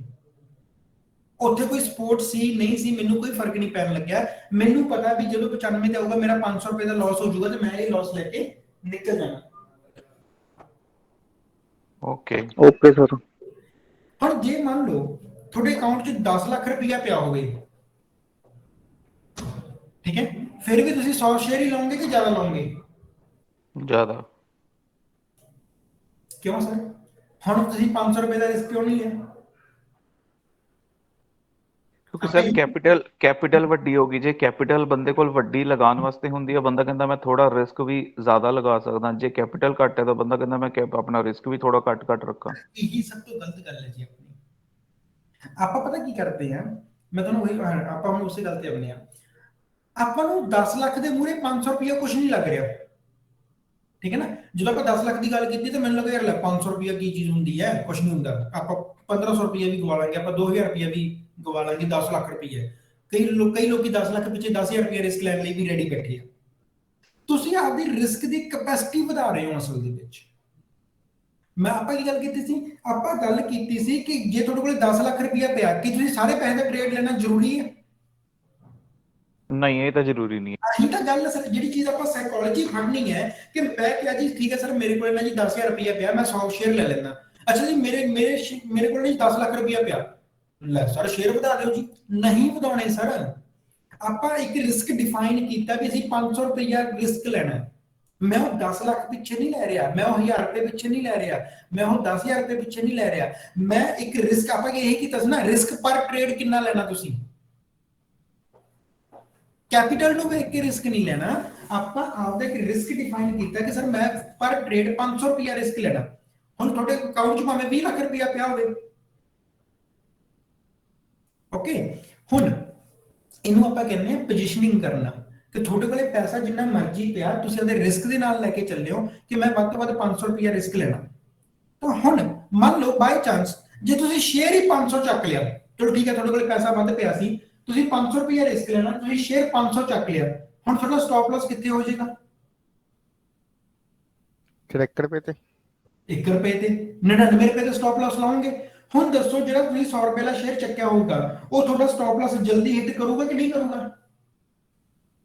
ਹਾਂਜੀ ਸਰ ਕਰੂਗਾ। ਕੋਈ ਫਾਇਦਾ ਹੋਇਆ ਸ਼ੇਅਰ ਵੱਧ ਚੱਕਣ ਦਾ? ਤੁਸੀਂ ਜਿੰਨੇ ਸ਼ੇਅਰ ਵੱਧ ਚੱਕੇ ਉਨਾ ਹੀ ਜਲਦੀ ਆਪਦਾ ਨੁਕਸਾਨ ਕਰਵਾ ਲਓਗੇ। ਇੰਸਟੈਡ ਆਫ ਆਪਾਂ 100 ਸ਼ੇਅਰ ਚੱਕੇ ਹੁੰਦੇ, ਆਪਾਂ 500 ਰੁਪਏ ਦਾ ਰਿਸਕ ਲਿਆ ਸੀ, 95 ਰੁਪਏ ਤੱਕ ਦਾ ਸਟਾਪ ਲਾਸ ਸੀ ਆਪਣਾ, ਕੋਈ ਗੱਲ ਨਹੀਂ, ਜੋ ਹਿੱਟ ਵੀ ਹੁੰਦਾ ਤਾਂ ਬਹੁਤ ਟਾਈਮ ਲਾ ਕੇ ਹਿੱਟ ਹੋਊਗਾ। ਤੁਸੀਂ ਮੰਨ ਲਓ ਹੁਣ ਚੱਕ ਲਿਆ 1000 ਸ਼ੇਅਰ, ਲਾਸ ਆਪਾਂ ਲੈਣਾ 500, ਯਾਨੀ ਕਿ 99.50 ਪੈਸੇ ਤੇ ਤੁਸੀਂ ਸਟਾਪ ਲਾਸ ਰੱਖੋਗੇ। ਦੱਸੋ ਸਰ ਉਹ ਹਿੱਟ ਹੋਊਗਾ ਕਿ ਨਹੀਂ ਹੋਊਗਾ? ਆਪਾਂ ਟ੍ਰੇਡ ਸਟਾਪ ਲਾਸ ਹਿੱਟ ਕਰਵਾਉਣ ਲਈ ਥੋੜੀ ਨਾ ਲੈ ਰਹੇ ਹਾਂ। ਕਲੀਅਰ? ਹਾਂਜੀ ਹਾਂ, ਤਾਂ ਹਮੇਸ਼ਾ ਰਿਸਕ ਆਪਾਂ ਲੈ ਕੇ ਚੱਲਣਾ। ਆਪਾਂ ਇਹਨੂੰ ਪੋਜੀਸ਼ਨਿੰਗ ਕਹਿੰਦੇ ਆ ਕਿ ਜੀ ਮੈਂ ਇੰਨਾ ਰਿਸਕ ਲੈਣਾ ਸੀਗਾ, ਉਹ ਉਸ ਰਿਸਕ ਦੇ ਅਕੋਰਡਿੰਗ। ਹੁਣ ਆਪਾਂ ਦੇਖਿਆ ਸਟਾਪ, ਹੁਣ ਦੇਖੋ ਇੱਕ ਤਾਂ ਆਪਾਂ ਦੇਖਿਆ ਕਿ 500 ਰੁਪਏ ਰਿਸਕ ਲੈਣਾ, ਤਾਂ 95 ਰੁਪਏ ਦਾ ਮੇਰਾ ਸਟਾਪ ਲਾਸ ਲੱਗ ਰਿਹਾ। ਕਿੰਨੀ ਵਧੀਆ ਗੱਲ ਹੋਵੇ ਕਿ ਜੇ ਮੇਰਾ ਪੀਓਸੀ ਵੀ 95 ਦੀ ਹੋਵੇ। ਹੁਣ ਮੰਨ ਲਓ ਮੇਰੀ ਜਿਹੜੀ ਪੀਓਸੀ ਆਪਾਂ ਸਟਾਪ ਲਾਸ ਕੱਢੀ ਸੀ, ਜੇ ਮੇਰੀ ਪੀਓਸੀ 94 ਰੁਪਏ ਤੇ ਹੈ, ਜੇ ਮੇਰੀ ਪੀਓਸੀ 94 ਰੁਪਏ ਤੇ ਹੈ, ਮੈਨੂੰ ਪਰ ਸ਼ੇਅਰ ਕਿੰਨਾ ਲਾਸ ਹੋ ਗਿਆ? 6 ਰੁਪਏ 6 ਰੁਪਏ। ਪਰ ਮੈਂ ਤਾਂ ਵੱਧ ਤੋਂ ਵੱਧ 500 ਰੁਪਏ ਹੀ ਲਾਸ ਲੈਣਾ ਚਾਹੁੰਦਾ। ਹੁਣ ਦੱਸੋ ਮੈਂ ਕਿੰਨੇ ਸ਼ੇਅਰ ਖਰੀਦੂੰਗਾ? ਕੀ ਹਜੇ ਵੀ 100 ਸ਼ੇਅਰ ਖਰੀਦੂੰਗਾ? ਨਹੀਂ। ਕਿੰਨੇ ਹੋ ਜਾਣਗੇ ਸਰ? ਕੋਈ 82 83 ਸ਼ੇਅਰ ਬਣਨਗੇ। ਹੁਣ 500 ਨੂੰ 6 ਤੇ ਡਿਵਾਈਡ ਕਰ ਲਓ, ਠੀਕ ਹੈ ਨਾ? ਤਾਂ ਅਸਲ ਦੇ ਵਿੱਚ ਕੀ ਹੈ, ਆਪਾਂ ਜਦੋਂ ਵੀ ਸਟਾਪ ਲਾਸ ਕਰਦੇ ਹਾਂ, ਆਪਾਂ ਪੋਜੀਸ਼ਨਿੰਗ ਜਿਹਨੂੰ ਕਹਿੰਦੇ ਆ, ਕਿ ਆਪਾਂ ਪੀਓਸੀ ਦੇਖਿਆ ਕਿ ਮੇਰਾ ਸਟਾਪ ਲਾਸ ਕਿੱਥੇ ਹੈ। ਆਪਾਂ ਦੇਖਿਆ ਵੀ ਇੱਥੇ ਸਪੋਰਟ ਹੈ, ਜੇ ਸਪੋਰਟ ਟੁੱਟਦੀ ਹੈ ਤਾਂ ਮੇਰਾ ਸਟਾਪ ਲਾਸ ਹਿੱਟ ਹੋ ਜਾਊਗਾ, ਕੋਈ ਗੱਲ ਨਹੀਂ। ਮੇਰੀ ਪੀਓਸੀ ਲਾਈਨ ਇੱਥੇ ਹੈ, ਤਾਂ ਮੈਂ ਦੇਖਿਆ ਕਿ ਮੇਰੀ ਪੀਓਸੀ ਲਾਈਨ ਹੈ। ਹੁਣ ਇੱਕ ਚੀਜ਼ ਦੇਖੋ, ਮੇਰੀ ਪੀਓਸੀ ਲਾਈਨ ਮੰਨ ਲਓ 98 ਤੇ ਹੈ, ਮੈਂ 500 ਰੁਪਏ ਦਾ ਰਿਸਕ ਲੈਣਾ, ਪਰ ਮੇਰੀ ਪੀਓਸੀ ਲਾਈਨ 98 ਰੁਪਏ ਤੇ ਹੈ। ਹੁਣ ਮੈਨੂੰ ਪਰ ਸ਼ੇਅਰ 2 ਰੁਪਏ ਲਾਸ ਹੋਏਗਾ, ਤਾਂ ਮੈਂ ਕਿੰਨੇ ਸ਼ੇਅਰ ਲੈ ਸਕਦਾ ਜੇ ਮੈਂ 500 ਰੁਪਏ ਗਵਾਉਣੇ ਹੋਣ ਕਰਦੇ? 250। ਤਾਂ ਆਪਾਂ ਮੋਸਟ ਪ੍ਰੋਬਬਲੀ ਕੋਸ਼ਿਸ਼ ਉਹ ਕਰਦੇ ਹੁੰਦੇ ਆ, ਉਹਨਾਂ ਸ਼ੇਅਰਾਂ ਦੇ ਵਿੱਚ ਆਪਾਂ ਜ਼ਿਆਦਾ ਟ੍ਰੇਡ ਲੈਂਦੇ ਆ ਇੰਟਰਾਡੇ ਖਾਸ ਕਰਕੇ, ਕਿ ਜਿਨ੍ਹਾਂ ਦੀ ਪੀਓਸੀ ਐਂਟਰੀ ਦੇ ਨੇੜੇ ਹੋਵੇ। ਕਿਉਂਕਿ ਜਿੰਨੀ ਜਿਹੜੀ ਤੁਹਾਡੀ ਪੀਓਸੀ ਹੈ ਉਹ ਐਂਟਰੀ ਦੇ ਦੂਰ ਹੋ ਜੂਗੀ, ਠੀਕ ਹੈ? ਜਿੰਨੀ ਵੀ ਤੁਹਾਡੀ ਪੀਓਸੀ ਐਂਟਰੀ ਤੋਂ ਦੂਰ ਹੋ ਜੂਗੀ, ਤੁਹਾਡਾ ਲਾਸ ਵੱਧਦਾ ਜਾਣਾ, ਤੁਹਾਡੀ ਸ਼ੇਅਰ ਘਟਦੇ ਜਾਣੇ ਬੇਸਿਕਲੀ। ਪਰ ਹੁਣ ਆਪਾਂ ਇੱਥੇ ਦੇਖੋ, ਇੱਕ ਚੀਜ਼ ਦੇਖੋ, 100 ਰੁਪਏ ਦਾ ਸ਼ੇਅਰ ਹੈ, ਉਹਦੀ ਪੀਓਸੀ 95 ਰੁਪਏ ਆ। ਤੇ ਜੇ ਆਪਾਂ ਰਿਸਕ ਰਿਵਾਰਡ ਦੀ ਗੱਲ ਕਰੀਏ, ਆਪਾਂ ਕਹਿੰਦੇ ਜੀ ਰਿਸਕ 1:2 ਹੋਣਾ ਚਾਹੀਦਾ। ਤੇ ਇਹਦਾ ਮਤਲਬ ਜੇ 95 ਤੇ ਮੇਰਾ ਸਟਾਪ ਲਾਸ ਹੈ, 110 ਰੁਪਏ ਮੇਰਾ ਟਾਰਗੇਟ ਹੋਊਗਾ, ਤਾਂ ਹੀ ਗੱਲ ਬਣੂਗੀ ਨਾ। ਤੁਹਾਨੂੰ ਲੱਗਦਾ ਕਿ 100 ਰੁਪਏ ਵਾਲਾ ਸ਼ੇਅਰ 110 ਰੁਪਏ ਟਾਰਗੇਟ ਦੇ ਜੂਗਾ? ਸਰ ਜੇ 100 ਰੁਪਏ ਦਾ ਸ਼ੇਅਰ 10 ਰੁਪਏ ਟਾਰਗੇਟ ਦਿੰਦਾ, ਯਾਨੀ ਕਿ ਉਹਨੂੰ 10% ਚੱਲਣਾ ਪਊਗਾ। ਤੇ ਕਿੰਨੇ ਕੁ ਸ਼ੇਅਰ ਹੈ ਜਿਹੜੇ ਹਰ ਰੋਜ਼ 10% ਚੱਲਦੇ ਆ? ਪਰ ਜੇ ਮੈਂ ਇਸੇ 100 ਰੁਪਏ ਦੇ ਸ਼ੇਅਰ ਤੋਂ 4 ਰੁਪਏ ਲੈਣੇ ਹੋਣ, ਲੈ ਜਾ ਸਕਦੇ ਕਿ ਨਹੀਂ ਲੈ ਜਾ ਸਕਦੇ? ਹਾਂਜੀ ਸਰ ਲੈ ਜਾਂਦੇ। ਲੈ ਸਕਦੇ ਹੁੰਦੇ ਆ। ਪਰ ਫਿਰ ਗੱਲ ਉੱਥੇ ਹੈਗੀ ਨਾ ਸਰ, ਕਿ ਮੇਰਾ ਜੀ ਸਟਾਪ ਲਾਸ ਸੀਗਾ 95 ਰੁਪਏ ਤੇ 5 ਰੁਪਏ, ਰਿਵਾਰਡ ਮੈਂ ਕਿੰਨਾ ਲਿਆ? 4 ਰੁਪਏ। ਮੈਨੂੰ ਪਤਾ ਕਿ 4 ਰੁਪਏ ਤਾਂ ਆਰਾਮ ਨਾਲ ਮਿਲ ਜਾਣਗੇ, ਪਰ 10 ਰੁਪਏ ਲੈਣਾ ਔਖਾ ਹੈ, ਤਾਂ ਮੇਰਾ ਟ੍ਰੇਡ ਨਹੀਂ ਬਣੂਗਾ। ਪਰ ਜੇ ਉਹੀ ਜਿਹੜਾ ਮੇਰਾ ਸਟਾਪ ਲਾਸ ਹੈ, ਪੀਓਸੀ ਹੈ, ਉਹ 98 ਰੁਪਏ ਤੇ ਹੁੰਦੀ, ਫਿਰ ਦੱਸੋ ਸਹੀ ਸੀ ਕਿ ਨਹੀਂ ਸੀ? ਹਾਂਜੀ ਹਾਂਜੀ ਆਪਾਂ ਇਹ ਚੀਜ਼ਾਂ ਨਾਲ ਲੈ ਕੇ ਚੱਲਣੀਆਂ ਨੇ। ਮੋਸਟਲੀ ਆਪਾਂ ਟ੍ਰੇਡ ਜਦੋਂ ਵੀ ਆਪਾਂ ਨੂੰ ਪਤਾ ਕਿ 100 ਰੁਪਏ ਤੇ ਮੇਰੀ ਐਂਟਰੀ ਬਣ ਰਹੀ ਹੈ, ਪੀਓਸੀ ਜਿੰਨਾ ਮੇਰੀ ਐਂਟਰੀ ਦੇ ਨੇੜੇ ਹੋਊਗਾ, ਉਨੀ ਹੀ ਆਪਣੇ ਲਈ ਉਹ ਚੀਜ਼ ਆਪਾਂ ਕਿਤੇ ਵੀ ਜਿੰਨਾ ਮੇਰਾ ਸਟਾਪ ਲਾਸ ਘੱਟ ਹੋਊਗਾ ਉਨਾ ਹੀ ਬੈਟਰ। ਆਪਾਂ ਤਾਂ ਰਿਸਕ ਮੈਨੇਜ ਕਰਨਾ, ਜਿੰਨਾ ਮੈਂ ਰਿਸਕ ਘੱਟ ਲੈ ਕੇ ਚੱਲੂਗਾ ਉਨਾ ਹੀ ਬੈਟਰ, ਰਿਵਾਰਡ ਆਟੋਮੈਟਿਕ ਉਹਨਾਂ ਵੱਡਾ ਹੋ ਜਾਣਾ। ਹੁਣ ਜੇ ਮੰਨ ਲਓ ਇੱਥੇ ਮੇਰਾ ਕੋਈ ਗੱਲ ਦੀ ਸਟਾਪ ਲਾਸ ਜਿਹੜਾ 99 ਰੁਪਏ ਤੇ ਹੁੰਦਾ 1 ਰੁਪਏ ਤੇ, ਜੇ ਮੈਨੂੰ 4 ਰੁਪਏ ਵੀ ਦੇ ਗਿਆ, ਆਪਾਂ ਨੂੰ ਪਤਾ ਕਿ 100 ਰੁਪਏ ਵਾਲਾ ਸ਼ੇਅਰ ਹੈ 4 ਰੁਪਏ ਦੇ ਗਿਆ, ਤਾਂ ਮੇਰਾ ਰਿਸਕ ਰਿਵਾਰਡ ਰੇਸ਼ੋ ਕੀ ਬਣ ਜਾਣਾ ਸੀ 1:4 ਬਣ ਜਾਣਾ ਸੀ। ਹੋਰ ਵੀ ਬਹੁਤ ਵਧੀਆ ਗੱਲ ਹੈ। ਜੇ 98 ਤੇ ਆ ਗਿਆ ਰਿਸਕ ਰਿਵਾਰਡ ਕਿੰਨਾ ਹੋ ਗਿਆ 1:2 ਹੋ ਗਿਆ। ਤਾਂ ਆਪਾਂ ਇਹਨਾਂ ਚੀਜ਼ਾਂ ਨੂੰ ਅੱਗੇ ਲੈ ਕੇ ਚੱਲਦੇ ਹਾਂ। ਜਦੋਂ ਵੀ ਆਪਾਂ ਪੋਜੀਸ਼ਨਿੰਗ ਕਰਨੀ ਆ ਆਪਾਂ ਦੇਖਣਾ ਕਿ ਸਟਾਪ ਲਾਸ ਕਿੱਥੇ ਆ, ਉਹਦੇ ਅਕੋਰਡਿੰਗ ਆਪਾਂ ਸ਼ੇਅਰ ਚੱਕਣੇ ਆ। ਕਦੇ ਵੀ ਜਿਹੜਾ ਵੀ ਬੰਦਾ ਆਪਣੀ ਕੈਪੀਟਲ ਦੇ ਅਕੋਰਡਿੰਗ ਸ਼ੇਅਰ ਚੱਕਦਾ ਸਰ ਉਹ ਹਮੇਸ਼ਾ ਮਾਰ ਖਾਂਦਾ ਜੀ। ਉਹਦੀ ਫਿਰ ਕੈਪੀਟਲ ਇੱਕ ਦਿਨ ਜ਼ੀਰੋ ਹੋ ਜਾਂਦੀ ਹੈ ਕਿਉਂਕਿ ਉਹਨੇ ਨਾ ਰਿਸਕ ਲਿਆ ਨਾ ਰਿਵਾਰਡ ਲਿਆ, ਬਸ ਉਹਨੇ ਦੇਖਿਆ ਵੀ 10 ਲੱਖ ਦੇ ਜਿੰਨੇ ਸ਼ੇਅਰ ਹੁੰਦੇ ਚੱਕ ਲਓ, 50 ਲੱਖ ਦੇ ਜਿੰਨੇ ਸ਼ੇਅਰ ਹੁੰਦੇ ਚੱਕ ਲਓ, ਉਹਨੇ ਤਾਂ ਦੇਖੇ ਨਹੀਂ ਰਿਸਕ ਕਿੰਨਾ ਲੈਣਾ ਸੀ। ਤੇ ਜੇ ਤੁਹਾਨੂੰ ਲੱਗਦਾ ਹੈ ਕਿ 500 ਕੋਈ ਬੜੀ ਵੱਡੀ ਗੱਲ ਨਹੀਂ, ਤਾਂ 500 ਕਿਸ ਦਿਨ 50,000 ਬਣ ਗਿਆ ਤੁਹਾਨੂੰ ਪਤਾ ਹੀ ਨਹੀਂ ਲੱਗਣਾ। ਹਮੇਸ਼ਾ ਜੇ ਤੁਹਾਡਾ 1 ਰੁਪਿਆ ਵੀ ਲਾਸ ਹੁੰਦਾ ਨਾ ਉਹ ਸਰ ਲਾਸ ਹੈ, ਤੇ ਜੇ ਤੁਹਾਨੂੰ 1 ਰੁਪਿਆ ਵੀ ਪ੍ਰੋਫਿਟ ਹੁੰਦਾ ਉਹ ਪ੍ਰੋਫਿਟ ਹੈ, ਉਹ ਤੁਹਾਡੇ ਪੈਸਿਆਂ 'ਚ ਜੁੜਿਆ ਹੈ। ਤੇ ਜੇ ਤੁਹਾਡਾ 1 ਰੁਪਿਆ ਲਾਸ ਹੋ ਗਿਆ ਤੁਹਾਡੇ ਪੈਸਿਆਂ 'ਚੋਂ ਗਿਆ, ਦੁੱਖ ਉਸ ਚੀਜ਼ ਦਾ ਵੀ ਹੋਣਾ ਚਾਹੀਦਾ ਤੇ ਖੁਸ਼ੀ 1 ਰੁਪਏ ਦੀ ਵੀ ਹੋਣੀ ਚਾਹੀਦੀ ਹੈ। ਹੁਣ ਆਪਾਂ ਗੱਲ ਕੀਤੀ ਸੀ ਸਰ ਪਲਾਨ ਯੂਰ ਟ੍ਰੇਡ, ਠੀਕ ਹੈ, plan the trade and trade the plan, basic ਜੀ ਗੱਲ ਹੈ। ਹੁਣ ਜਦੋਂ ਕਾਮਨ ਜੀ ਜਦੋਂ ਆਪਾਂ ਵਾਰ ਦੀ ਗੱਲ ਕਰਦੇ ਹਾਂ, ਜਦੋਂ ਵੀ ਜੰਗਾਂ ਹੁੰਦੀਆਂ ਆਪਾਂ ਦੇਖਦੇ ਵੀ ਫੌਜੀ ਪਹਿਲਾਂ ਜੰਗੀ ਅਭਿਆਸ ਕਰਦੇ ਆ ਕਿ ਨਹੀਂ ਕਰਦੇ, ਭਾਵੇਂ ਜੰਗ ਨਹੀਂ ਵੀ ਲੱਗੀ ਉਹ ਹਮੇਸ਼ਾ ਆਪਣਾ ਜੰਗੀ ਅਭਿਆਸ ਕਰਦੇ ਰਹਿੰਦੇ ਵੀ ਕੱਲ ਨੂੰ ਜੇ ਵਾਰ ਲੱਗ ਗਈ ਤਾਂ ਅਸੀਂ ਰੈਡੀ ਹੈ ਨਾ, ਅਸੀਂ ਪਲਾਨ ਕੀਤਾ ਹੋਇਆ। ਉਸੇ ਤਰ੍ਹਾਂ ਠੀਕ ਹੈ, ਉਹ ਭਾਵੇਂ ਕਿਸੇ ਦੇਸ਼ ਕੋਲੇ ਘੱਟ ਹਥਿਆਰ ਹੈ ਪਰ ਜਿਹੜੀ ਪਲੈਨਿੰਗ ਬਹੁਤ ਵਧੀਆ ਹੈ, ਦੱਸੋ ਜਿੱਤੂਗਾ ਕਿ ਹਾਰੂਗਾ?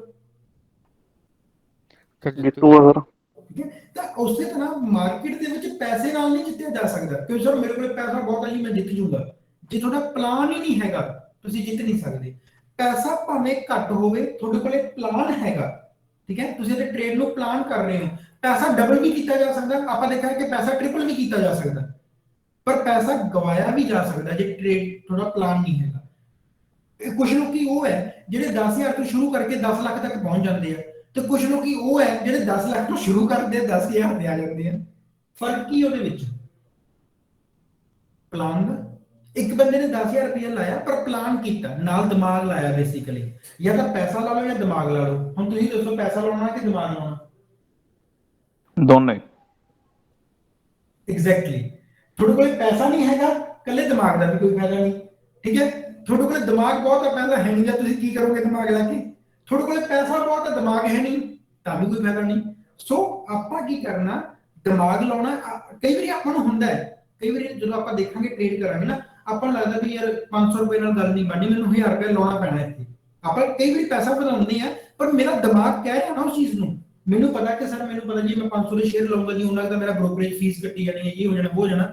ਹਾਂ ਜੇ ਮੈਂ 1000 ਦੇ ਸ਼ੇਅਰ ਲੈ ਲੂੰਗਾ ਤਾਂ ਠੀਕ ਹੈ, ਯਾਨੀ ਕਿ ਆਪਾਂ ਪੈਸਾ ਵਧਾਇਆ, ਪਰ ਕਾਹਦੇ ਨਾਲ? ਦਿਮਾਗ ਲਾ ਕੇ ਵਧਾਇਆ ਨਾ, ਬਿਨਾਂ ਦਿਮਾਗ ਤੋਂ ਤਾਂ ਨਹੀਂ ਵਧਾਇਆ ਕਿ ਮੇਰੇ ਕੋਲ 1000 ਰੁਪਇਆ ਪਿਆ ਸੀ ਜੀ ਮੈਂ ਤਾਂ ਲੈ ਲਏ ਸ਼ੇਅਰ।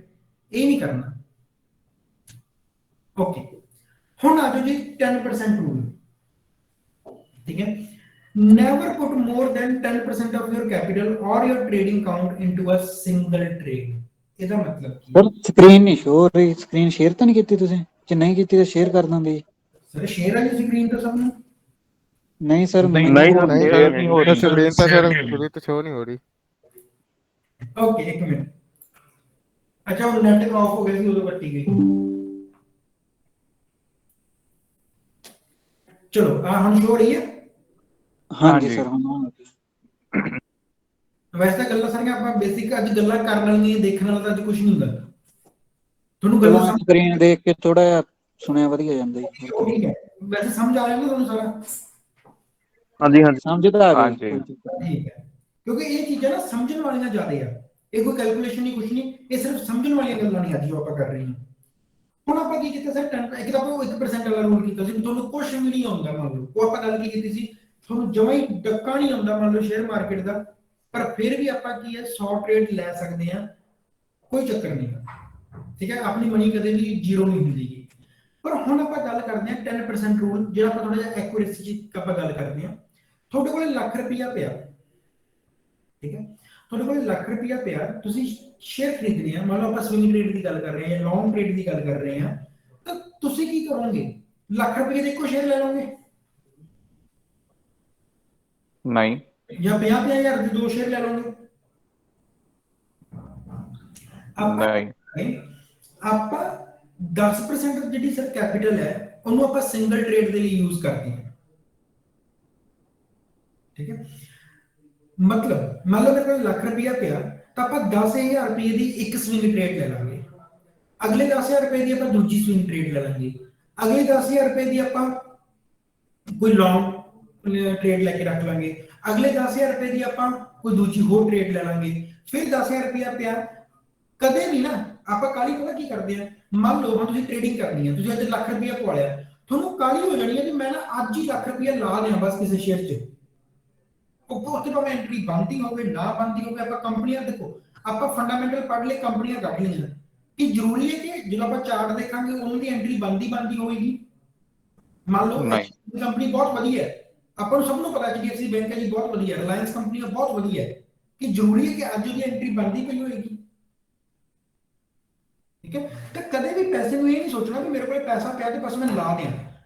ਤੁਹਾਡੀ ਟ੍ਰੇਡ ਬਣਦੀ ਹੈ, ਤੁਹਾਨੂੰ ਐਂਟਰੀ ਵਧੀਆ ਮਿਲ ਗਈ, ਅੱਜ ਉੱਤੇ 10,000 ਰੁਪਇਆ ਲਾ ਦਿਓ, ਤੁਸੀਂ 4 ਦਿਨਾਂ ਬਾਅਦ ਵੇਖਿਆ ਕਿ ਮੇਰੇ ਕੋਲ ਇੱਕ ਟ੍ਰੇਡ ਹੋਰ ਬਣ ਰਹੀ ਹੈ, ਮੈਂ ਕੰਪਨੀ ਲੱਭ ਰਿਹਾ ਸੀ, ਮੈਨੂੰ ਫੋਲੋ ਕਰ ਰਿਹਾ ਸੀ ਕੰਪਨੀ ਨੂੰ, ਅੱਜ ਵਧੀਆ ਜਿਹਾ ਬ੍ਰੇਕਆਊਟ ਆ ਗਿਆ, ਮੈਂ ਅੱਜ ਦੀ ਐਂਟਰੀ ਲੈ ਲਵਾਂ। ਆਪਾਂ ਲੈ ਸਕਦੇ ਹਾਂ, ਕਿਉਂ? ਕਿਉਂਕਿ ਆਪਣੇ ਕੋਲ ਪੈਸਾ ਪਿਆ, ਪਰ ਕਿੰਨਾ? 10%। ਇਹ ਗੱਲ ਸਮਝ ਆਈ? ਇੱਕੋ ਵਾਰੀ ਇਹ ਕਿਸੇ ਨੇ ਕਾਲੀ ਨਹੀਂ ਕਰਨੀ ਵੀ ਜੀ ਮੈਂ ਤਾਂ ਲੱਖ ਰੁਪਇਆ ਪਵਾ ਲਿਆ ਸੀ ਅਕਾਊਂਟ 'ਚ ਤੇ ਆਪਾਂ ਹਫ਼ਤੇ 'ਚ ਲੱਖ ਰੁਪਏ ਦੀਆਂ ਟ੍ਰੇਡਾਂ ਲੈ ਪਈਆਂ, ਨਹੀਂ। ਬਣਦੀਆਂ ਤਾਂ ਜ਼ਰੂਰ ਲਵੋ, ਬਣ ਰਹੀਆਂ ਕੋਈ ਗੱਲ ਨਹੀਂ, ਜ਼ਰੂਰ ਲਓ। ਕਈ ਵਾਰੀ ਮਾਰਕੀਟ ਨਾ ਇਦਾਂ ਦੀ ਹੁੰਦੀ ਹੈ, ਆਪਾਂ ਕਹਿੰਦੇ ਮਾਰਕੀਟ ਇੱਕਦਮ ਬੂਮ ਕਰ ਗਈ ਤੇ ਸਾਰਿਆਂ 'ਚ ਐਂਟਰੀਆਂ ਬਣ ਸਕਦੀਆਂ ਹੁੰਦੀਆਂ, ਲੈ ਲਓ। ਪਰ ਜੇ ਨਹੀਂ ਐਂਟਰੀਆਂ ਬਣ ਰਹੀਆਂ ਨਾਲ, ਵੈਸੇ ਵੀ ਜਦੋਂ ਆਪਾਂ ਡਾਈਵਰਸਿਫਿਕੇਸ਼ਨ ਦੀ ਗੱਲ ਕੀਤੀ ਹੈ, ਸੈਕਟਰ ਵਾਈਜ਼ ਦੀ ਗੱਲ ਕੀਤੀ ਹੈ, ਕਿ ਸਾਰੇ ਸੈਕਟਰ ਇੱਕੋ ਦਿਨ ਤੁਹਾਨੂੰ ਬੂਮ ਤੇ ਮਿਲ ਜਾਣਗੇ? ਨਹੀਂ। ਵੀ ਫਾਰਮਾ ਵੀ ਅੱਜ ਪੂਰਾ ਚੱਲ ਰਿਹਾ, ਅੱਜ ਆਈਟੀ ਵੀ ਪੂਰਾ ਚੱਲ ਰਿਹਾ, ਕਿਸੇ ਦਿਨ ਆਈਟੀ ਚੱਲ ਰਿਹਾ ਹੁੰਦਾ ਉਸ ਦਿਨ ਉਹਦੀ ਐਂਟਰੀ ਲੈ ਲਓ, ਕਿਸੇ ਦਿਨ ਫਾਰਮਾ ਚੱਲ ਰਿਹਾ ਉਹਦੇ 'ਚ ਐਂਟਰੀ ਲੈ ਲਓ, ਕਿਸੇ ਦਿਨ ਤੁਹਾਡਾ ਈਵੀ ਚੱਲ ਰਿਹਾ ਹੋਊਗਾ ਸੈਕਟਰ, ਉਹਦੇ 'ਚ ਐਂਟਰੀ ਲੈ ਲਓ। ਤਾਂ ਹਮੇਸ਼ਾ 10% ਦੇ ਰੂਲ ਨਾਲ ਐਂਟਰੀਆਂ ਲਵੋ, ਆਪਦੀ ਸਾਰੀ ਕੈਪੀਟਲ ਇੱਕੋ ਪਾਸੇ ਨਾਲ ਲਾਓ, ਠੀਕ ਹੈ। 10% ਸਵਿੰਗ ਟ੍ਰੇਡ ਲਈ ਰੱਖੋ, ਅਗਲਾ 10% ਦੂਜੀ ਸਵਿੰਗ ਟ੍ਰੇਡ ਲਈ ਰੱਖੋ, ਤੇ ਜਿਸ ਦਿਨ ਐਂਟਰੀ ਬਣਦੀ ਹੈ ਉਸ ਦਿਨ ਚੱਕੋ। ਹੁਣ ਕੋਈ ਬੰਦਾ ਮੰਨ ਲਓ ਕਿਸੇ ਬੰਦੇ ਕੋਲੇ ਰੁਪਈਆ 1 ਕਰੋੜ ਪਿਆ, ਉਹ ਕੀ ਕਰੂਗਾ? ਉਹ ਫਿਰ 10% ਦੇ ਰੂਲ ਤੇ ਨਹੀਂ ਕਰੂਗਾ, ਉਹ ਇਦੋਂ ਵੀ ਘੱਟ ਕਰ ਲੂਗਾ, ਉਹ ਕਹੂਗਾ ਜੀ ਮੈਂ ਤਾਂ 5% ਹੀ ਲਾਉਣਾ ਹੈ। ਲੋਕ ਉਹਦੇ ਕੋਲ ਪਿਆ 1 ਕਰੋੜ ਹੈ, ਤੇ ਜਿੰਨੀ ਵੱਧ ਅਮਾਉਂਟ ਹੋ ਜਾਂਦੀ, ਕਿਉਂਕਿ ਆਪਾਂ ਗੱਲ ਕਰਦੇ ਹਾਂ ਡਾਈਵਰਸਿਫਿਕੇਸ਼ਨ ਦੀ, ਤੁਹਾਡੇ ਕੋਲ 1 ਲੱਖ ਰੁਪਇਆ ਸੀ, ਤੁਸੀਂ ਉਹਦੇ ਨਾਲ 10 ਟ੍ਰੇਡਾਂ ਲੈ ਲਈਆਂ। ਤੁਹਾਡੇ ਕੋਲ 1 ਕਰੋੜ ਰੁਪਇਆ ਪਿਆ, ਤੁਸੀਂ ਉਹੀ ਗੱਲ 10 ਦੀ ਬਜਾਏ ਤੁਸੀਂ 20 ਟ੍ਰੇਡਾਂ ਲੈ ਲਓ, 22 ਲੈ ਲਓ, 25 ਲੈ ਲਓ, ਵੱਧ ਤੋਂ ਵੱਧ। ਉਹ ਆਪਾਂ ਗੱਲ ਕੀਤੀ ਸੀ ਕਿ 25 ਤੋਂ ਵੱਧ ਲੈਣ ਦਾ ਫਿਰ ਫਾਇਦਾ ਨਹੀਂ ਹੁੰਦਾ, ਠੀਕ ਹੈ। ਫਿਰ ਆਪਾਂ ਕੀ ਕਰਦੇ ਆ, ਜਦੋਂ ਹੁਣ ਆਪਾਂ ਦੇਖਿਆ ਵੀ ਮੇਰੇ ਕੋਲ 1 ਕਰੋੜ ਰੁਪਇਆ, ਮੰਨ ਲਓ ਕਿਸੇ ਕੋਲ 10 ਕਰੋੜ ਰੁਪਇਆ ਪਿਆ, ਉਹ ਉਹਨੂੰ ਕਹੂਗਾ ਸਰ ਤੁਸੀਂ ਤਾਂ ਕਿਹਾ ਜੀ ਵੱਧ ਤੋਂ ਵੱਧ 25 ਸ਼ੇਅਰ ਲਓ, ਫਿਰ ਕੀ ਕਰਾਂ? ਬਈ ਤੁਹਾਡੇ ਕੋਲੇ 5 ਕਰੋੜ ਰੁਪਇਆ, ਤੁਸੀਂ ਜਾ ਕੇ ਅਮਰੀਕਾ ਦੀ ਮਾਰਕੀਟ 'ਚ ਸ਼ੁਰੂ ਹੋ ਜਾਓ, ਮਾਰਕੀਟ ਚੇਂਜ ਕਰ ਲਓ। ਤੁਸੀਂ ਇੰਡੀਆ ਦੀ ਮਾਰਕੀਟ ਦੇ 20 ਸ਼ੇਅਰ 25 ਸ਼ੇਅਰ ਖਰੀਦ ਲਿਆ, ਇਸ ਤੋਂ ਬਾਅਦ ਖਰੀਦਣ ਦਾ ਫਾਇਦਾ ਨਹੀਂ, ਤੁਸੀਂ ਅਮਰੀਕਨ ਸ਼ੇਅਰ 'ਚ ਜਾਂਦੇ ਰਹੋ, ਹਜੇ ਵੀ ਪੈਸਾ ਪਿਆ ਰਸ਼ੀਆ ਦੀ ਸ਼ੇਅਰ ਮਾਰਕੀਟ 'ਚ ਜਾਂਦੇ ਰਹੋ, ਹਜੇ ਵੀ ਪੈਸਾ ਪਿਆ ਪਲਾਟ ਖਰੀਦ ਲਓ, ਹਜੇ ਵੀ ਪੈਸਾ ਪਿਆ, ਕਿਸੇ ਨੇ ਤੁਹਾਨੂੰ ਗਵਰਨਮੈਂਟ ਨੂੰ ਇਨਫਾਰਮ ਕਰ ਦੇਣਾ, ਪੈਸਾ ਖਤਮ ਹੋ ਜਾਣਾ। ਠੀਕ ਹੈ ਨਾ? ਖੈਰ ਮਜ਼ਾਕ ਸੀ। ਵੀ ਡਾਈਵਰਸਿਫਿਕੇਸ਼ਨ ਦਾ ਮਤਲਬ ਕੀ ਹੈ?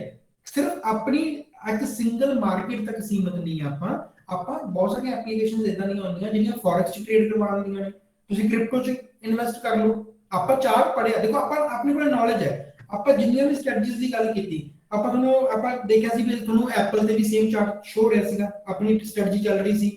ਤੁਸੀਂ ਕੋਕਾ ਕੋਲਾ ਦਾ ਸ਼ੇਅਰ ਲੈ ਲਓ, ਉੱਥੇ ਵੀ ਸੇਮ ਹੈ। ਤੁਸੀਂ ਬਿਟਕੋਇਨ ਲੈ ਲਓ, ਉੱਥੇ ਵੀ ਆਪਣੀ ਸਟ੍ਰੈਟਜੀ ਕੰਮ ਕਰਦੀ ਹੈ। ਤੁਸੀਂ ਫੋਰੈਕਸ 'ਚ ਟ੍ਰੇਡ ਕਰ ਲਓ, ਉੱਥੇ ਵੀ ਆਪਣੀ ਸਟ੍ਰੈਟਜੀ ਚੇਂਜ ਕਰਦੀ ਹੈ। ਜਿਵੇਂ ਜਿਵੇਂ ਪੈਸਾ ਵੱਧਦਾ ਗਿਆ, ਉਵੇਂ ਉਵੇਂ ਆਪਦੇ ਰਿਸੋਰਸ ਵਧਾਉਂਦੇ ਜਾਓ, ਕਾਮਨ ਜੀ ਗੱਲ ਹੈ। Okay, diversification.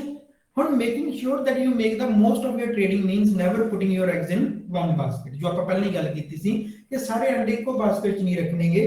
ਬਾਈ ਚਾਂਸ ਜਿਵੇਂ ਆਪਾਂ ਗੱਲ ਕੀਤੀ ਕਿ ਇੰਡੀਆ ਦੀ ਮਾਰਕੀਟ ਸੀ, ਚਲੋ ਵਾਰ ਲੱਗ ਗਈ, ਇੰਡੀਆ ਦੀ ਮਾਰਕੀਟ ਬਹੁਤ ਜ਼ਿਆਦਾ ਡਾਊਨ ਆ ਗਈ, ਕਲੀਅਰ ਹੈ। ਪਰ ਜੇ ਤੁਹਾਡਾ ਅੱਧਾ ਪੈਸਾ ਕਿਸੇ ਹੋਰ ਮਾਰਕੀਟ 'ਚ ਪਿਆ ਹੁੰਦਾ, ਚਾਈਨਾ ਦੀ ਮਾਰਕੀਟ 'ਚ ਪਿਆ ਹੁੰਦਾ, ਉਹਨੂੰ ਇੰਨਾ ਇਫੈਕਟ ਨਹੀਂ ਹੋਇਆ, ਥੋੜਾ ਪੈਸਾ ਉਹ ਵੀ ਰਹਿ ਜਾਣਾ ਸੀਗਾ, ਠੀਕ ਹੈ। ਤਾਂ ਹਮੇਸ਼ਾ ਜਦੋਂ ਵੀ ਆਪਾਂ ਇਹ ਗੱਲ ਕਰਦੇ ਕਿ ਜਿੰਨਾ, ਹਾਂ ਆਪਣੇ ਕੋਲੇ ਪੈਸੇ 1 ਲੱਖ ਰੁਪਈਆ, ਤੇ ਕੋਈ ਬੰਦਾ ਕਹੇ ਸਰ ਮੈਂ 1 ਲੱਖ ਜੀ 10,000 ਚਾਈਨਾ ਦੀ ਮਾਰਕੀਟ ਚਲਾਉਣਾ, 10,000 ਕ੍ਰਿਪਟੋ ਚਲਾਉਣਾ, ਉਹ ਨਹੀਂ ਕਰਨਾ ਆਪਾਂ। ਜਦੋਂ ਪੈਸਾ ਜ਼ਿਆਦਾ ਹੈ ਉਹਨੂੰ ਆਪਾਂ ਡਾਈਵਰਸਿਫਿਕੇਸ਼ਨ ਉਹਦੇ ਅਕੋਰਡਿੰਗ ਹੀ ਕਰਾਂਗੇ, ਕਲੀਅਰ ਹੈ? ਹਾਂਜੀ ਠੀਕ ਹੈ ਸਰ, ਇਹ ਤਾਂ ਸੀਗਾ ਜੀ ਆਪਣਾ ਰਿਸਕ ਮੈਨੇਜਮੈਂਟ। ਸਰ ਇੱਕ ਹੋਰ ਸੀਗਾ ਕੁਐਸਚਨ, ਜਿਵੇਂ ਆਪਾਂ ਰਿਸਕ ਦੀ ਗੱਲ ਕਰਦੇ ਹਾਂ, ਬਾਈ ਚਾਂਸ ਆਪਾਂ ਚਾਰਟ ਪੈਟਰਨ ਦੇ ਥਰੂ ਵਧੀਆ ਕੋਈ ਸ਼ੇਅਰ ਚੱਕ ਲਿਆ, ਕੋਈ ਬੈਡ ਨਿਊਜ਼ ਆ ਗਈ, ਇੱਕਦਮ ਉਹ ਸ਼ੇਅਰ ਥੱਲੇ ਚਲਾ ਗਿਆ, ਉਹਦੀ ਆਪਾਂ ਐਵਰੇਜਿੰਗ ਕਰਨੀ ਆ ਕਿ ਨਹੀਂ ਕਰਨੀ ਜੀ? ਬਿਲਕੁਲ ਸਰ, ਆਪਾਂ ਕੀ ਕਰਦੇ ਹਾਂ ਮੋਸਟ ਆਫ ਦ ਟਾਈਮ ਜਿਹੜੇ ਅੱਛੇ ਸ਼ੇਅਰ ਹੁੰਦੇ ਆ, ਠੀਕ ਹੈ, ਦੇਖੋ ਪਤਾ ਕੀ ਹੈ, ਦੋ ਚੀਜ਼ਾਂ ਹੁੰਦੀਆਂ, ਆਪਾਂ ਇੱਕ ਕਹਿੰਦੇ ਸਿਸਟਮੈਟਿਕ ਰਿਸਕ, ਇੱਕ ਆਪਾਂ ਕਹਿੰਦੇ ਅਨਸਿਸਟਮੈਟਿਕ ਰਿਸਕ। ਪਹਿਲਾਂ ਇਹ ਫਾਈਂਡ ਆਊਟ ਕਰੋ ਕਿ ਸ਼ੇਅਰ ਨੀਚੇ ਕਿਉਂ ਗਿਆ। ਚਲੋ ਹੁਣ ਮੰਨ ਲਓ ਮੈਂ ਇੱਕ ਬੇਸਿਕ ਐਗਜ਼ਾਮਪਲ ਦਿੰਦਾ, HDFC ਦਾ ਸ਼ੇਅਰ ਮੰਨ ਲਓ ਮੈਂ 1500 ਰੁਪਏ ਦਾ ਖਰੀਦ ਲਿਆ, ਠੀਕ ਹੈ, ਵਾਰ ਦੀ ਸਿਚੁਏਸ਼ਨ ਆ ਗਈ, ਵਾਰ ਲੱਗ ਗਈ, ਮਾਰਕੀਟਸ ਗਿਰਨ ਲੱਗ ਪਈਆਂ, ਮੇਰਾ ਜਿਹੜਾ ਸ਼ੇਅਰ ਸੀ 1500 ਦੀ ਬਜਾਏ ਉਹ 1300 ਦਾ ਰਹਿ ਗਿਆ।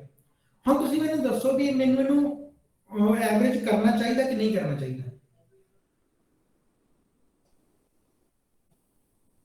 ਜਦੋਂ ਵਾਰ ਖਤਮ ਹੋਏਗੀ ਕਰਨਾ ਚਾਹੀਦਾ ਹੀ, ਵੈਸੇ ਵਧੀਆ HDFC ਦਾ ਮਤਲਬ ਨਹੀਂ, ਸ਼ੇਅਰ ਮੈਂ ਆਪਾਂ ਕੁੱਲ ਮਿਲਾ ਕੇ ਦੇਖੀਏ। ਜਦੋਂ ਵਾਰ ਖਤਮ ਹੋਏਗੀ ਇਹ ਸ਼ੇਅਰ ਦੁਬਾਰਾ ਚੜੂਗਾ ਕਿ ਨਹੀਂ ਚੜੂਗਾ?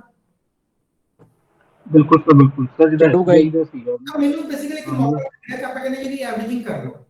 ਪਰ ਹੋਇਆ ਕੀ ਕਿ HDFC ਮੈਂ 1500 ਰੁਪਏ ਦਾ ਖਰੀਦਿਆ ਸੀ, ਬਾਅਦ ਚ ਖਬਰ ਇਹ ਹੁੰਦੀ ਹੈ ਕਿ HDFC ਦੀ ਅੰਦਰਲੀ ਜਿਹੜੀ ਮੈਨੇਜਮੈਂਟ ਸੀ ਨਾ ਉਹ ਗੜਬੜ ਗਈ, ਉਹਨਾਂ ਨੇ ਕੋਈ ਘਪਲਾ ਕਰਤਾ, ਬੈਂਕ 'ਚ ਕੋਈ ਘਪਲਾ ਹੋ ਗਿਆ, ਮਾਰਕੀਟ ਦਾ ਉਹਦਾ ਪ੍ਰਾਈਸ ਗਿਰਨ ਲੱਗ ਪਿਆ। ਹੁਣ ਦੱਸੋ ਕਿ ਮੈਨੂੰ ਇੱਥੇ ਇਹਦੀ ਐਵਰੇਜਿੰਗ ਕਰਨੀ ਚਾਹੀਦੀ ਹੈ ਕਿ ਨਹੀਂ ਕਰਨੀ ਚਾਹੀਦੀ? ਨਹੀਂ ਸਰ, ਨਹੀਂ। ਆਪਾਂ ਹਮੇਸ਼ਾ ਜਦੋਂ ਐਵਰੇਜਿੰਗ ਦੀ ਗੱਲ ਕਰਦੇ ਨਾ, ਅਬ ਇਹ ਚੀਜ਼ ਯਾਦ ਰੱਖੋ, ਇੱਕ ਹੁੰਦਾ ਸਿਸਟਮੈਟਿਕ ਰਿਸਕ, ਇੱਕ ਹੁੰਦਾ ਅਨਸਿਸਟਮੈਟਿਕ ਰਿਸਕ। ਸਿਸਟਮੈਟਿਕ ਰਿਸਕ ਦਾ ਮਤਲਬ ਹੈ ਜਦੋਂ ਕੋਈ ਇਕੱਲਾ ਸ਼ੇਅਰ ਗਿਰ ਰਿਹਾ, ਕਿਸੇ ਵੀ ਵਜ੍ਹਾ ਕਰਕੇ ਕੋਈ ਇੱਕ ਸਿੰਗਲ ਸ਼ੇਅਰ ਗਿਰ ਰਿਹਾ, ਉਹਦੀ ਅੰਦਰਲੀ ਮੈਨੇਜਮੈਂਟ ਦੀ ਵਜ੍ਹਾ ਕਰਕੇ ਕਿ ਸ਼ੇਅਰ ਦੀ ਬੈਡ ਨਿਊਜ਼ ਹੈ। ਇੱਕ ਆਪਾਂ ਕਹਿੰਦੇ ਜੀ ਅਨਸਿਸਟਮੈਟਿਕ ਰਿਸਕ ਕਿ ਸ਼ੇਅਰ ਵਧੀਆ ਚੱਲ ਰਿਹਾ ਸੀ, ਕੰਪਨੀਆਂ ਵਧੀਆ ਚੱਲ ਰਹੀਆਂ ਸੀ, ਓਵਰਆਲ ਮਾਰਕੀਟ ਡਾਊਨ ਹੋ ਗਈ ਤਾਂ ਉਹ ਆਪਣੇ ਸ਼ੇਅਰ ਤੇ ਇਫੈਕਟ ਪੈ ਗਿਆ। ਤਾਂ ਜਦੋਂ ਆਪਣਾ ਸ਼ੇਅਰ ਵਧੀਆ, ਉਹਦੇ ਅੰਦਰ ਕੋਈ ਖਰਾਬੀ ਨਹੀਂ ਗੀ, ਉਹਨੂੰ ਐਵਰੇਜ ਕਰੋ। ਪਰ ਜੇ ਹੁਣ ਜਿਵੇਂ ਯੈਸ ਬੈਂਕ ਸੀ, ਲੋਕਾਂ ਨੇ ਯੈਸ ਬੈਂਕ ਨੂੰ ਐਵਰੇਜ ਕਰ ਕਰਕੇ ਵੀ ਆਪਣਾ ਪੋਰਟਫੋਲੀਓ ਖਾਲੀ ਕਰ ਲਿਆ। 400 ਦਾ ਚੱਕਿਆ, ਉਹ 300 ਤੇ ਆ ਗਿਆ, ਐਵਰੇਜ ਕਰ ਲਓ। 300 ਤੋਂ 150 ਤੇ ਆ ਗਿਆ, ਐਵਰੇਜ ਕਰ ਲਓ, ਐਵਰੇਜ ਕਰ ਲਓ। 150 ਤੋਂ 10 ਰੁਪਏ ਤੇ ਆ ਗਿਆ, ਲੋਕੀ ਫਿਰ ਵੀ ਐਵਰੇਜ ਕਰਨ ਨੂੰ ਫਿਰਦੇ ਹੋਈ। ਉਹ ਯੈਸ ਬੈਂਕ ਮਾਰਕੀਟ ਦੇ ਨਾਲ ਨਹੀਂ ਗਿਰ ਰਿਹਾ ਸੀ ਕਿ ਮਾਰਕੀਟ ਗਿਰ ਰਹੀ ਹੈ, ਮਾਰਕੀਟ ਤਾਂ ਚੜ ਰਹੀ ਸੀ, ਮਾਰਕੀਟ ਤਾਂ ਨਵੀਂ ਪੀਕ ਬਣਾ ਰਹੀ ਸੀ, ਕੱਲਾ ਯੈਸ ਬੈਂਕ ਗਿਰਦਾ ਜਾ ਰਿਹਾ ਸੀ। ਕੀ ਐਵਰੇਜ ਕਰਨ ਦਾ ਕੋਈ ਫਾਇਦਾ ਸੀ ਇਹਦੇ ਵਿੱਚ? ਨਹੀਂ ਸਰ, ਕਿਸੇ ਨੇ ਚੀਜ਼ ਦੇਖੀ ਨਹੀਂ, ਲੋਕਾਂ ਨੂੰ ਬਸ ਇਹ ਪਤਾ ਲੱਗਾ ਵੀ ਐਵਰੇਜਿੰਗ ਹੋ ਜਾਂਦੀ ਹੈ। ਐਵਰੇਜਿੰਗ ਕਦੋਂ ਕਰਨੀ ਹੈ ਉਹਦਾ ਫਰਕ ਪੈਂਦਾ ਹੈ ਕਿ ਤੁਸੀਂ ਕਿਹੜੇ ਸ਼ੇਅਰ ਦੀ ਐਵਰੇਜਿੰਗ ਕਰ ਰਹੇ ਹੋ। ਹੁਣ ਮੰਨ ਲਓ ਉਹੀ ਗੱਲ, ਮੰਨ ਲਓ ਤੁਸੀਂ ਕਰ ਰਹੇ ਹੋ, ਤੁਸੀਂ ਇੰਟਰਾਡੇ, ਤੁਸੀਂ ਇੱਕ ਠੀਕ ਹੈ ਐਂਟਰੀ ਲੈ ਲਈ, ਇਹ ਤੋਂ ਬਾਅਦ ਥੋੜਾ ਸ਼ੋ ਨੀਚੇ ਆ ਗਿਆ ਪ੍ਰਾਈਸ, ਤੁਸੀਂ ਕਹੋਗੇ ਅਸੀਂ ਐਵਰੇਜਿੰਗ ਕਰਦੇ ਇੰਟਰਾਡੇ 'ਚ? ਕਦੇ ਵੀ ਕੋਈ ਬੰਦਾ ਇੰਟਰਾਡੇ 'ਚ ਐਵਰੇਜਿੰਗ ਕਰਦਾ ਦੇਖਿਆ ਤੁਸੀਂ? ਨਹੀਂ ਸਰ, ਮੈਂ ਦੇਖਿਆ ਹੋਇਆ ਬੰਦੇ ਇਹੋ ਜਿਹੇ ਇੰਟਰਾਡੇ 'ਚ ਵੀ ਐਵਰੇਜਿੰਗ ਕਰਨ ਨੂੰ ਫਿਰਦੇ ਹੁੰਦੇ ਆ, ਕਾਹਦੇ ਲਈ? ਠੀਕ ਹੈ ਨਾ, ਹਰ ਇੱਕ ਜਗ੍ਹਾ ਤੇ ਬਸ ਉਹਨਾਂ ਨੂੰ ਇਹ ਲੱਗਦਾ ਵੀ ਅਸੀਂ 100 ਦੇ ਚੱਕਿਆ ਸੀ, ਚਲੋ ਹੁਣ 90 ਤੇ ਆ ਗਿਆ, 95 ਦੀ ਐਵਰੇਜ ਹੋ ਜੂਗੀ, ਮਾੜਾ ਜਿਹਾ ਉੱਪਰ ਜਾਊਗਾ, 96 ਤਾਂ ਜਾ ਹੀ ਜਾਊਗਾ। ਪਰ ਨਹੀਂ, ਪੈਸਾ ਡੁੱਬ ਜਾਂਦਾ ਤੁਹਾਡਾ। ਇੰਟਰਾਡੇ ਹੈ, ਤੁਹਾਡੇ ਕੋਲ ਟਾਈਮ ਹੀ ਕਿੱਥੇ ਆ? 3 ਵਜੇ ਤੋਂ ਪਹਿਲਾਂ ਤੁਸੀਂ ਆਪਣੀ ਪੋਜੀਸ਼ਨ ਕੱਟਣੀ ਹੈ।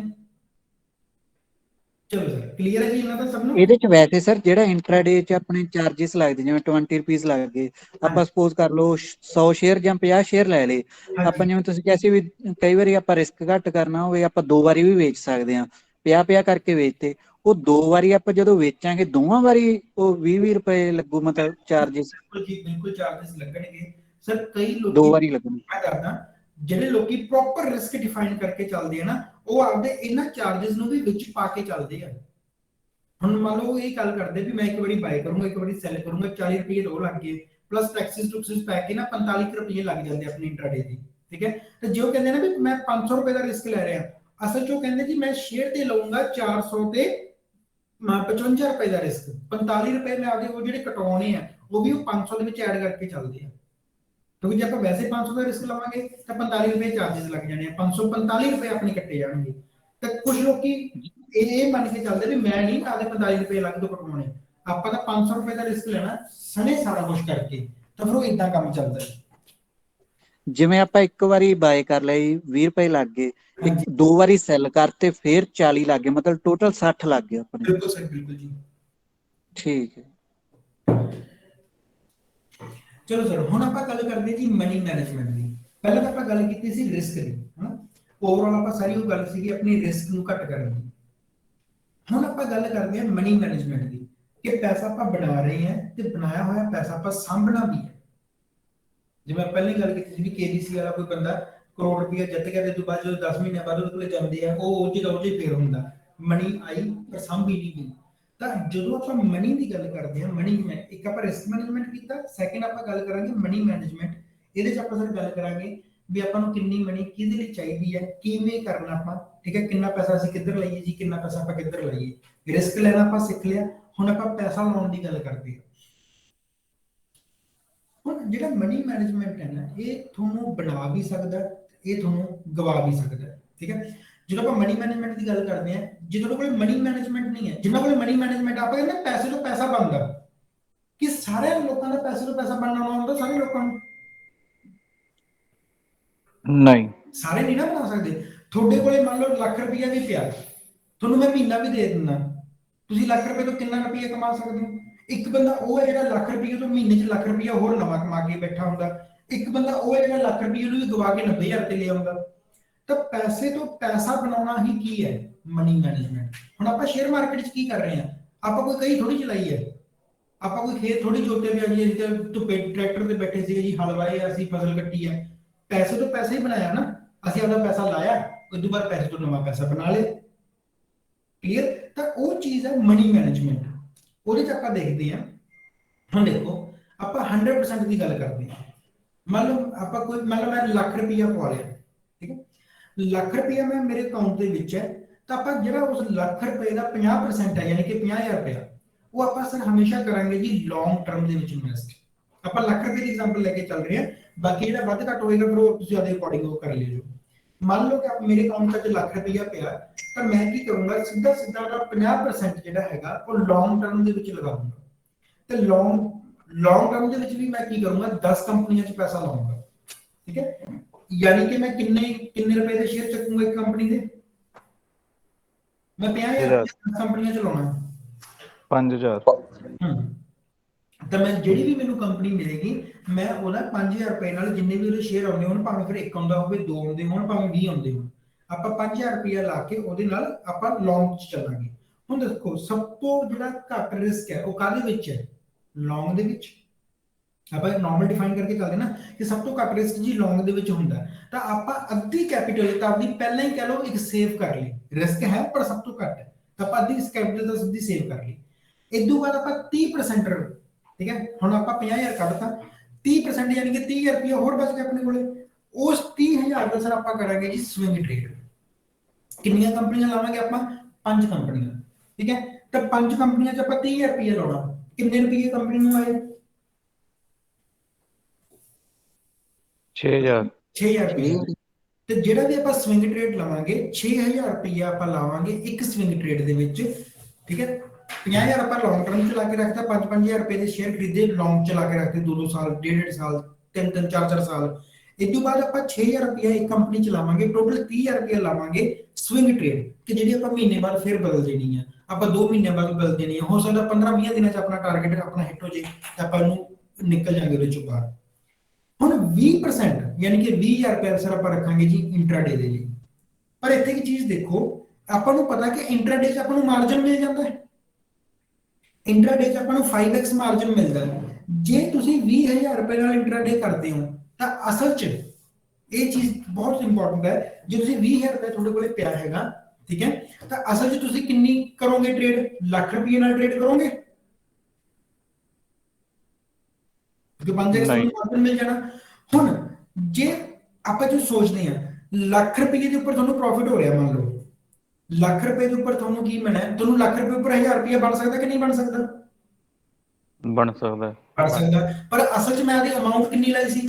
ਮੈਂ ਤਾਂ 20,000 ਰੁਪਏ ਹੀ ਲਾਇਆ ਸੀ ਨਾ,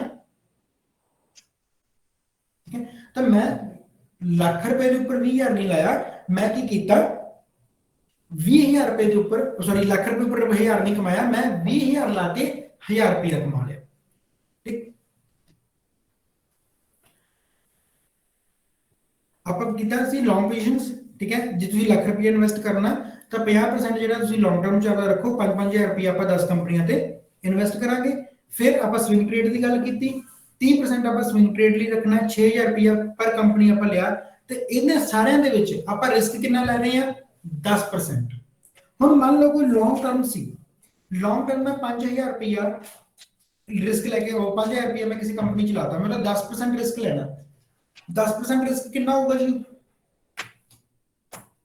5000 का 10% रिस्क कितना होगा? 500 रुपया, ठीक है। मैं 10 ट्रेडा चल रही हैं मेरे को, जब आप पूरा ओवरऑल मान लीजिए कि मैं 50000 रुपए से 10% रिस्क लिया, 50000 ਨਾਲ ਆਪਾਂ 10 ट्रेडा ਲਈਆਂ ਸੀ, हर एक ट्रेड ਚ ਆਪਾਂ 10% ਦਾ ਰਿਸਕ ਲੈ ਲਿਆ, ਠੀਕ। 10% ਦਾ ਰਿਸਕ ਲੈ ਕੇ ਆਪਣੇ ਕੋਲੇ ਕਿੰਨਾ ਹੋ ਗਿਆ ਜੀ? 500 रुपया ਆਪਾਂ ਨੂੰ ਹਰੇਕ ਵਿੱਚ ਡਾਊਨ ਹੋਊਗਾ ਤਾਂ ਜਾ ਕੇ ਆਪਣਾ ਚਲੋ ਸਟਾਪ ਲਾਸ ਹਿੱਟ ਹੋਊਗਾ। ਹੁਣ ਤੁਸੀਂ ਇੱਕ ਚੀਜ਼ ਦੇਖੋ, 10 ਕੰਪਨੀਆਂ ਚੱਲ ਰਹੀਆਂ, ਕੀ 10 ਦੀਆਂ 10 ਮੇਰੀਆਂ ਮਾਈਨਸ ਚੱਲਣਗੀਆਂ? नहीं। ਜੇ ਆਪਾਂ ਟ੍ਰੇਡ ਲਿਆ, ਇੱਕ ਹੋ ਸਕਦਾ ਇੱਕ ਕੰਪਨੀ ਲਾਸ ਚੱਲ ਰਹੀ ਹੈ, 2 ਟ੍ਰੇਡਰ ਲਾਸ ਚੱਲ ਰਹੀਆਂ, 3 ਟ੍ਰੇਡਰ ਲਾਸ ਚੱਲ ਰਹੀਆਂ, 4 ਟ੍ਰੇਡਰ ਲਾਸ ਚੱਲ ਰਹੀਆਂ, 5 ਟ੍ਰੇਡਰ ਲਾਸ ਚੱਲ ਰਹੀਆਂ, 5 ਤਾਂ ਪੋਜ਼ਿਟਿਵ ਰਹਿਣਗੀਆਂ, ਅੱਧੋ ਅੱਧ ਤਾਂ ਕਰਕੇ ਚੱਲਾਂਗੇ ਨਾ ਆਪਾਂ, ਠੀਕ ਹੈ। ਪਰ ਜੇ ਬਾਈ ਚਾਂਸ ਮੰਨ ਲਓ ਕਿਸੇ ਦੀਆਂ 10 ਟ੍ਰੇਡਾਂ ਵੀ ਲਾਸ ਚੱਲ ਰਹੀਆਂ, ਫਿਰ ਇਹ ਤਾਂ ਪੋਸਿਬਿਲਿਟੀ ਘੱਟ ਹੈ। ਫਿਰ ਸਰ ਗੁਰਦੁਆਰੇ ਜਾਓ ਜੀ, ਪਹਿਲਾਂ ਰੱਬ ਮਨਾਓ। ਜੇ ਤੁਹਾਨੂੰ ਲੱਗਦਾ ਵੀ 10 ਟ੍ਰੇਡਾਂ ਸਾਡੀਆਂ ਨੈਗੇਟਿਵ ਹੋ ਗਈਆਂ, ਫਿਰ ਤਾਂ ਰੱਬ ਗੁੱਸੇ ਆ ਤੁਹਾਡੇ ਨਾਲ, ਹੋਰ ਕੁਝ ਨਹੀਂ ਹੋ ਸਕਦਾ। ਖੈਰ ਹੁਣ ਆਪਾਂ ਕੀ ਕੀਤਾ, ਚਲੋ ਮੰਨ ਲਓ ਬਾਈ ਚਾਂਸ ਤੁਹਾਡੀਆਂ 10 ਦੀਆਂ 10 ਟ੍ਰੇਡਾਂ ਵੀ ਮਾਈਨਸ ਚਲੀਆਂ ਗਈਆਂ, ਆਪਾਂ ਸਰ 500 ਰੁਪਏ ਦਾ ਰਿਸਕ ਲਿਆ ਜੀ। ਕਿੰਨਾ ਰਿਸਕ ਲਿਆ? 50000 ਦੀ ਅਮਾਉਂਟ ਤੇ ਆਪਾਂ ਸਿਰਫ 5000 ਰੁਪਇਆ ਰਿਸਕ ਲਿਆ, ਠੀਕ ਹੈ। 45000 ਰੁਪਏ ਦਾ ਆਪਣਾ ਫਿਰ ਵੀ ਸੇਫ ਹੈ ਨਾ, ਆਪਣੇ ਕੋਲੇ ਟਰਮ ਪਈ ਹੈ ਨਾ, ਆਪਣੇ ਕੋਲੇ ਕੈਪੀਟਲ ਹੈਗੀ ਹੈ ਨਾ। ਉਸੇ ਤਰ੍ਹਾਂ ਜਦੋਂ ਆਪਾਂ ਸਵਿੰਗ ਟ੍ਰੇਡ ਦੀ ਗੱਲ ਕੀਤੀ, ਮੈਂ 600 ਰੁਪਏ ਰਿਸਕ ਲੈ ਕੇ ਚੱਲ ਰਿਹਾ, 6000 ਰੁਪਏ ਲਾਇਆ ਸੀ, 10% ਰਿਸਕ ਲਿਆ, 600 ਰੁਪਏ ਰਿਸਕ ਹੈ। ਕਿੰਨੀਆਂ ਕੰਪਨੀਆਂ? 5। ਕਿੰਨਾ ਰਿਸਕ ਲਿਆ? 3000 ਰੁਪਏ ਦਾ। 30000 ਦੀ ਮੈਂ ਕੈਪੀਟਲ ਲਾਈ, ਤੇ ਮੇਰਾ 3000 ਰੁਪਏ ਕਦੋਂ ਡੁੱਬੂਗਾ? ਜਦੋਂ ਮੇਰੀਆਂ 5 ਕੰਪਨੀਆਂ ਨੈਗੇਟਿਵ ਹੋ ਜਾਣਗੀਆਂ, ਉਦੋਂ ਜਾ ਕੇ 3000 ਰੁਪਏ ਡੁੱਬਣਾ, ਨਹੀਂ ਤਾਂ ਨਹੀਂ ਡੁੱਬਣਾ। ਤੇ ਕਿੰਨੀ ਕੁ ਪੋਸਿਬਿਲਿਟੀ ਆਪਾਂ ਕਹਿੰਦੇ ਵੀ ਸਾਡੀਆਂ ਲੌਂਗ ਦੀਆਂ ਵੀ 10 ਮਾਈਨਸ ਹੋ ਗਈਆਂ, ਸਾਡੀਆਂ ਜੀ ਸਵਿੰਗ ਦੀਆਂ ਵੀ 5 ਮਾਈਨਸ ਹੋ ਗਈਆਂ, ਇਹ ਤਾਂ ਪੋਸਿਬਿਲਿਟੀ ਹੋਣੀ ਨਾ ਹੈ, ਇਹ ਤਾਂ ਨੀਅਰ ਟੂ ਇੰਪੋਸੀਬਲ ਵਾਲੀ ਚੀਜ਼ ਹੋਣੀ। ਹਾਂਜੀ, ਤਾਂ ਇਸੇ ਕਰਕੇ ਇਹਨਾਂ ਦੇ ਪੈਸਾ ਡੁੱਬਦਾ ਨਹੀਂ, ਆਪਾਂ ਕਹਿੰਦੇ ਆ। ਹੁਣ ਆਪਾਂ ਗੱਲ ਕਰਦੇ ਹਾਂ ਇੰਟਰਾਡੇ ਦੀ। ਆਪਾਂ ਇੰਟਰਾਡੇ ਦੀ ਗੱਲ ਕੀਤੀ ਕਿ 20% ਆਪਾਂ 1 ਲੱਖ ਦਾ ਇੰਟਰਾਡੇ ਵਾਸਤੇ ਰੱਖਿਆ, ਪਰ ਆਪਾਂ ਨੂੰ ਮਾਰਜਿਨ ਵੀ ਤਾਂ ਮਿਲਣਾ ਹੈ। ਹੁਣ ਜਦੋਂ ਆਪਾਂ ਨੂੰ ਮਾਰਜਿਨ ਮਿਲਣਾ ਹੈ ਤਾਂ ਆਪਾਂ 20000 ਰੁਪਏ ਨਾਲ ਲੱਖ ਰੁਪਏ ਦਾ ਪਲੇ ਕਰਾਂਗੇ। ਹੁਣ ਦੇਖੋ ਤੁਸੀਂ ਇੱਕ ਟ੍ਰੇਡ ਲੈ ਲਈ ਇੰਟਰਾਡੇ 'ਚ, ਠੀਕ ਹੈ। ਇੱਕ ਟ੍ਰੇਡ ਲਈ, ਉਹਦੀ ਪੋਸਿਬਿਲਿਟੀ ਕਿੰਨੀ ਹੈ? ਉਹੀ 50%। ਹੋ ਸਕਦਾ ਟ੍ਰੇਡ ਤੁਹਾਡੇ ਫੇਵਰ 'ਚ ਹੋ ਜੇ, ਹੋ ਸਕਦਾ ਅਗੇਂਸਟ ਹੋ ਜੇ। ਪਰ ਜੇ ਤੁਸੀਂ ਟ੍ਰੇਡਾਂ ਹੀ 2 ਲੈ ਲਵੋ, ਫਿਰ ਪੋਸਿਬਿਲਿਟੀ ਕਿੰਨੀ ਹੈ? 25%। 3 ਟ੍ਰੇਡਾਂ ਲੈ ਲਈਆਂ, 12.5%। ਜੇ ਤੁਸੀਂ 4 ਟ੍ਰੇਡਾਂ ਲੈ ਲਈਆਂ ਤਾਂ ਉਹੀ 6%। 5 ਟ੍ਰੇਡਾਂ ਲੈ ਲਈਆਂ 3%, 6 ਟ੍ਰੇਡਾਂ ਲੈ ਲਈਆਂ ਤੇ 1.5% ਦਾ ਲਾਸ ਹੈ ਤੁਹਾਨੂੰ, ਵੱਧ ਤੋਂ ਵੱਧ 1.5% ਦਾ ਲਾਸ ਹੈ, ਉਹ ਵੀ ਕਿੰਨਾ? 20000 ਦੀ।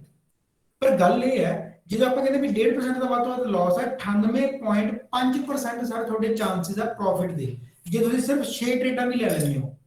ਪਰ ਗੱਲ ਇਹ ਵੀ ਕੀ 6 ਟ੍ਰੇਡਾਂ ਪਰ ਤੁਸੀਂ ਇੱਕੋ ਦਿਨ ਚਲਾਓਗੇ? ਨਹੀਂ। ਠੀਕ ਹੈ, ਆਪਾਂ ਹਫਤੇ 'ਚ 6 ਟ੍ਰੇਡਾਂ ਪੂਰੀਆਂ ਕਰਨੀਆਂ। ਇਹ ਨਹੀਂ ਵੀ ਸਰ ਨੇ ਕਿਹਾ ਸੀਗਾ ਵੀ ਪੋਸਿਬਿਲਿਟੀ ਥੋੜੀ ਘਟ ਜੂਗੀ, ਚੱਕੋ 6 ਟ੍ਰੇਡਾਂ ਪਾਉਣੀਆਂ ਇੱਕ ਦਿਨ 'ਚ। ਇੱਕ ਦਿਨ 'ਚ 6 ਟ੍ਰੇਡਾਂ ਨਹੀਂ ਪਾਉਣੀਆਂ ਆਪਾਂ। ਮੰਨ ਲਓ ਹਫਤੇ 'ਚ ਵੀ 6 ਟ੍ਰੇਡਾਂ ਪਾ ਰਹੇ ਹਾਂ, ਤਾਂ ਪੂਰੇ ਹਫਤੇ ਦਾ ਸਿਨਾਰੀਓ ਆਪਣੇ ਕੋਲੇ ਕੀ ਹੈ ਕਿ ਸਾਰੇ ਹਫਤੇ 'ਚ ਆਪਣੇ ਕੋਲੇ ਇਹ ਚਾਂਸ ਹੈ ਕਿ ਸਾਰੇ ਹਫਤੇ 'ਚ ਆਪਾਂ 1.5% ਕੈਪੀਟਲ ਗਵਾਵਾਂਗੇ ਤੇ 98.5% ਚਾਂਸਸ ਹੈ ਕਿ ਆਪਾਂ ਜਿਹੜੀ ਕੈਪੀਟਲ ਹੈ ਉਹ ਬਣਾਵਾਂਗੇ, ਠੀਕ ਹੈ। ਪਰ ਜੇ ਆਪਣਾ ਰਿਸਕ ਰਿਵਾਰਡ ਸਹੀ ਹੈ, ਜੇ ਆਪਾਂ ਉਹੀ ਗੱਲ ਕੀਤੀ ਵੀ ਰਿਸਕ ਆਪਣਾ 1 ਹੈ ਜੀ, ਰਿਵਾਰਡ ਸਾਡਾ 2 ਹੈ, ਉਹ ਸਹੀ ਹੈ। ਕਲੀਅਰ? ਇਹ ਨਾ ਹੋਵੇ ਠੀਕ ਹੈ ਜੀ ਅਸੀਂ 6 ਟ੍ਰੇਡਾਂ ਪਾ ਦੀਆਂ ਪਰ ਸਾਡਾ ਰਿਸਕ ਰਿਵਾਰਡ ਤਾਂ ਸਹੀ ਨਹੀਂ ਸੀ, ਵੀ ਜਿੱਥੋਂ ਅਸੀਂ ਰਿਸਕ ਲਿਆ ਉਹ ਜ਼ਿਆਦਾ ਵੱਧ ਗਿਆ, ਰਿਵਾਰਡ ਸਾਡਾ ਘਟ ਗਿਆ। ਤੁਹਾਡਾ ਹਰ ਇੱਕ ਚੋਂ ਰਿਸਕ ਤੇ ਰਿਵਾਰਡ ਉਹੀ 1:1.5 ਚੱਲ ਰਿਹਾ, 1:2 ਚੱਲ ਰਿਹਾ। ਤੁਸੀਂ 6 ਟ੍ਰੇਡਾਂ ਪਾਓਗੇ ਸਰ, ਤੁਹਾਡੇ ਸਿਰਫ ਤੇ ਸਿਰਫ 1.5% ਚਾਂਸਸ ਹੈ ਕਿ ਤੁਸੀਂ ਪੈਸਾ ਗਵਾਓਗੇ। 98.5% ਚਾਂਸਸ ਹੈ ਕਿ ਤੁਹਾਨੂੰ ਪ੍ਰੋਫਿਟ ਹੋਊਗਾ ਹੀ ਹੋਊਗਾ। ਕਲੀਅਰ ਹੈ? ਹੁਣ ਦੱਸੋ ਮਤਲਬ ਇਹ ਜਿਹੜੀਆਂ 6 ਟ੍ਰੇਡਸ ਨੇ, ਆਪਾਂ 6 ਅਲੱਗ-ਅਲੱਗ ਕੰਪਨੀਆਂ ਲੈਣੀਆਂ ਨੇ? ਸਰ ਭਾਵੇਂ ਇੱਕੋ ਲੈ ਲਓ। ਗੱਲ ਆਪਾਂ ਕੀ, ਆਪਾਂ 6 ਟ੍ਰੇਡਾਂ ਕਦੋਂ ਪੂਰੀਆਂ ਕਰਨੀਆਂ? ਹਫਤੇ 'ਚ ਪੂਰੀਆਂ ਕਰਨੀਆਂ। ਠੀਕ ਹੈ। ਇਹ ਨਹੀਂ ਨਾ ਕਿ ਤੁਸੀਂ ਉਹੀ ਗੱਲ ਕੋਈ ਗੱਲ ਫਿਰ ਉੱਥੇ ਆ ਗਈ, ਤੁਸੀਂ 10 ਆਪਣੇ ਸ਼ੇਅਰ ਚੂਜ਼ ਕੀਤੇ ਹੋਏ ਆ, ਕੀ ਤੁਸੀਂ 10 ਸ਼ੇਅਰਸ ਦੇ ਵਿੱਚੋਂ 6 ਦੀ ਟ੍ਰੇਡ ਲੈ ਸਕਦੇ ਇੱਕੋ ਦਿਨ 'ਚ? ਨਹੀਂ ਨਹੀਂ। ਹਾਂ, ਕਿਸੇ ਦਿਨ ਆਪਾਂ ਨਾਰਮਲੀ ਕੀ ਕਰਦੇ ਹਾਂ, ਇੰਟਰਡੇ 'ਚ ਆਪਾਂ ਇੱਕ ਟ੍ਰੇਡ ਲੈਂਦੇ ਆ, ਪੈਸਾ ਬਣ ਗਿਆ, ਠੀਕ ਹੈ ਜੀ, ਪੈਸਾ ਗਿਆ ਤਾਂ ਵੀ ਠੀਕ ਹੈ ਜੀ। ਅਗਲੇ ਦਿਨ ਆ ਕੇ ਇੱਕ ਟ੍ਰੇਡ, ਕਦੇ ਕਦੇ ਹੁੰਦਾ ਕਿ ਆਪਾਂ ਨੂੰ ਇੱਕ ਦਿਨ 'ਚ 2 ਟ੍ਰੇਡਸ ਮਿਲ ਜਾਂਦੀਆਂ, ਲੈ ਲਓ। ਤਾਂ ਆਪਾਂ ਇਹ ਗੱਲ ਕਰ ਰਹੇ ਕਿ ਜਿਹੜੀਆਂ 6 ਟ੍ਰੇਡਸ ਲੈਣੀਆਂ, ਮੈਂ ਪਹਿਲੇ ਕਿਹਾ ਸੀ ਇਹ ਨਾ ਹੋਵੇ ਕਿ ਤੁਸੀਂ ਇੱਕ ਦਿਨ 'ਚ 6 ਟ੍ਰੇਡਾਂ ਲੈਣ ਲੱਗ ਜਾਓ। ਫਿਰ ਤੁਸੀਂ ਪੈਸਾ ਗਵਾ ਲੋਗੇ ਆਪਦਾ। ਹਫਤਾ ਰੱਖੋ ਆਪਣੇ ਕੋਲੇ, 5 ਦਿਨ ਹੁੰਦੇ ਆ ਟ੍ਰੇਡਿੰਗ ਦੇ। ਕੀ ਆਪਾਂ 5 ਦਿਨਾਂ 'ਚ 6 ਟ੍ਰੇਡਾਂ ਨਹੀਂ ਲੈ ਸਕਦੇ? ਲੈ ਸਕਦੇ ਹਾਂ। ਬੜੇ ਆਰਾਮ ਨਾਲ ਲੈ ਸਕਦੇ ਆ। ਤੇ ਜੇ ਆਪਾਂ 6 ਟ੍ਰੇਡਾਂ ਲੈ ਕੇ ਚੱਲਦੇ ਆ ਹਫਤੇ 'ਚ, ਆਪਣਾ ਰਿਸਕ ਤੇ ਰਿਵਾਰਡ ਸਹੀ ਹੈ, ਤਾਂ ਆਪਣੇ ਪੈਸੇ ਡੁੱਬਣ ਦੇ ਚਾਂਸਸ ਕਿੰਨੇ ਆ? 1.5%। ਤੇ ਪੈਸੇ ਬਣਨ ਦੇ ਚਾਂਸਸ ਕਿੰਨੇ ਆ? 98.5%। ਪਰ ਗੱਲ ਇਹ ਹੈ ਕਿ ਜੇ ਤੁਹਾਡਾ ਰਿਸਕ ਰਿਵਾਰਡ ਸਹੀ ਨਹੀਂ ਤੇ 98.5% ਉਲਟਾ ਵੀ ਹੋ ਜਾਂਦਾ। 98.5% ਪੈਸਾ ਜਾਣ ਦੇ ਚਾਂਸਸ ਹੈ, 1.5% ਆਉਣ ਦੇ ਚਾਂਸਸ ਹੈ। ਕਲੀਅਰ? ਹਾਂਜੀ। ਹੁਣ ਇਹ ਸਰ ਗੱਲ ਸਮਝ ਆਈ?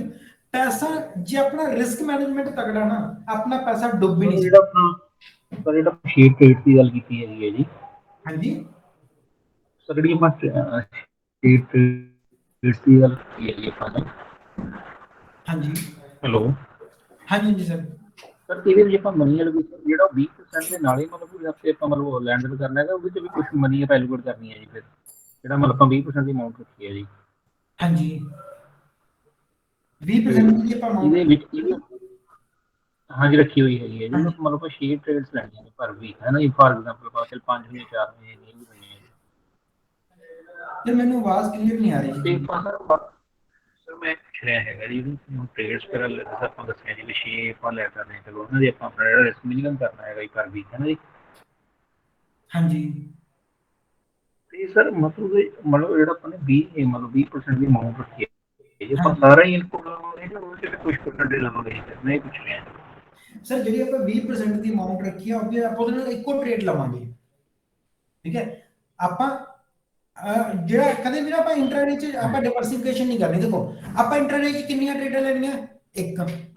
ਹੁਣ ਜੇ ਆਪਾਂ ਉਹਦੇ 'ਚ ਆਪਾਂ ਸਟਾਰਟਿੰਗ 'ਚ ਕੀ ਗੱਲ ਕੀਤੀ ਸੀਗੀ ਕਿ ਮੈਂ ਆਪਦਾ ਰਿਸਕ ਲੈ ਕੇ ਚੱਲਿਆ, ਮੰਨ ਲਓ ਮੈਂ 20% ਦਾ 500 ਰੁਪਏ ਰਿਸਕ ਲੈਣਾ, ਤਾਂ ਮੈਂ ਉਹਦੀ ਪੋਜੀਸ਼ਨਿੰਗ ਕਰੂੰਗਾ, ਮੈਂ ਆਪਦੇ ਸ਼ੇਅਰ ਉਹਦੇ ਅਕੋਰਡਿੰਗ ਚੂਜ਼ ਕਰ ਲੂੰਗਾ। ਭਾਵੇਂ ਆਪਾਂ 20000 ਰੁਪਏ ਮੇਰੇ ਅਕਾਊਂਟ 'ਚ ਪਿਆ, ਪਰ ਇਹਦਾ ਮਤਲਬ ਇਹ ਨਹੀਂ ਕਿ ਮੈਂ ਪੂਰੇ ਦੇ 20 ਨਾਲ ਹੀ ਟ੍ਰੇਡ ਕਰਨਾ ਹੀ ਕਰਨਾ ਹੈ।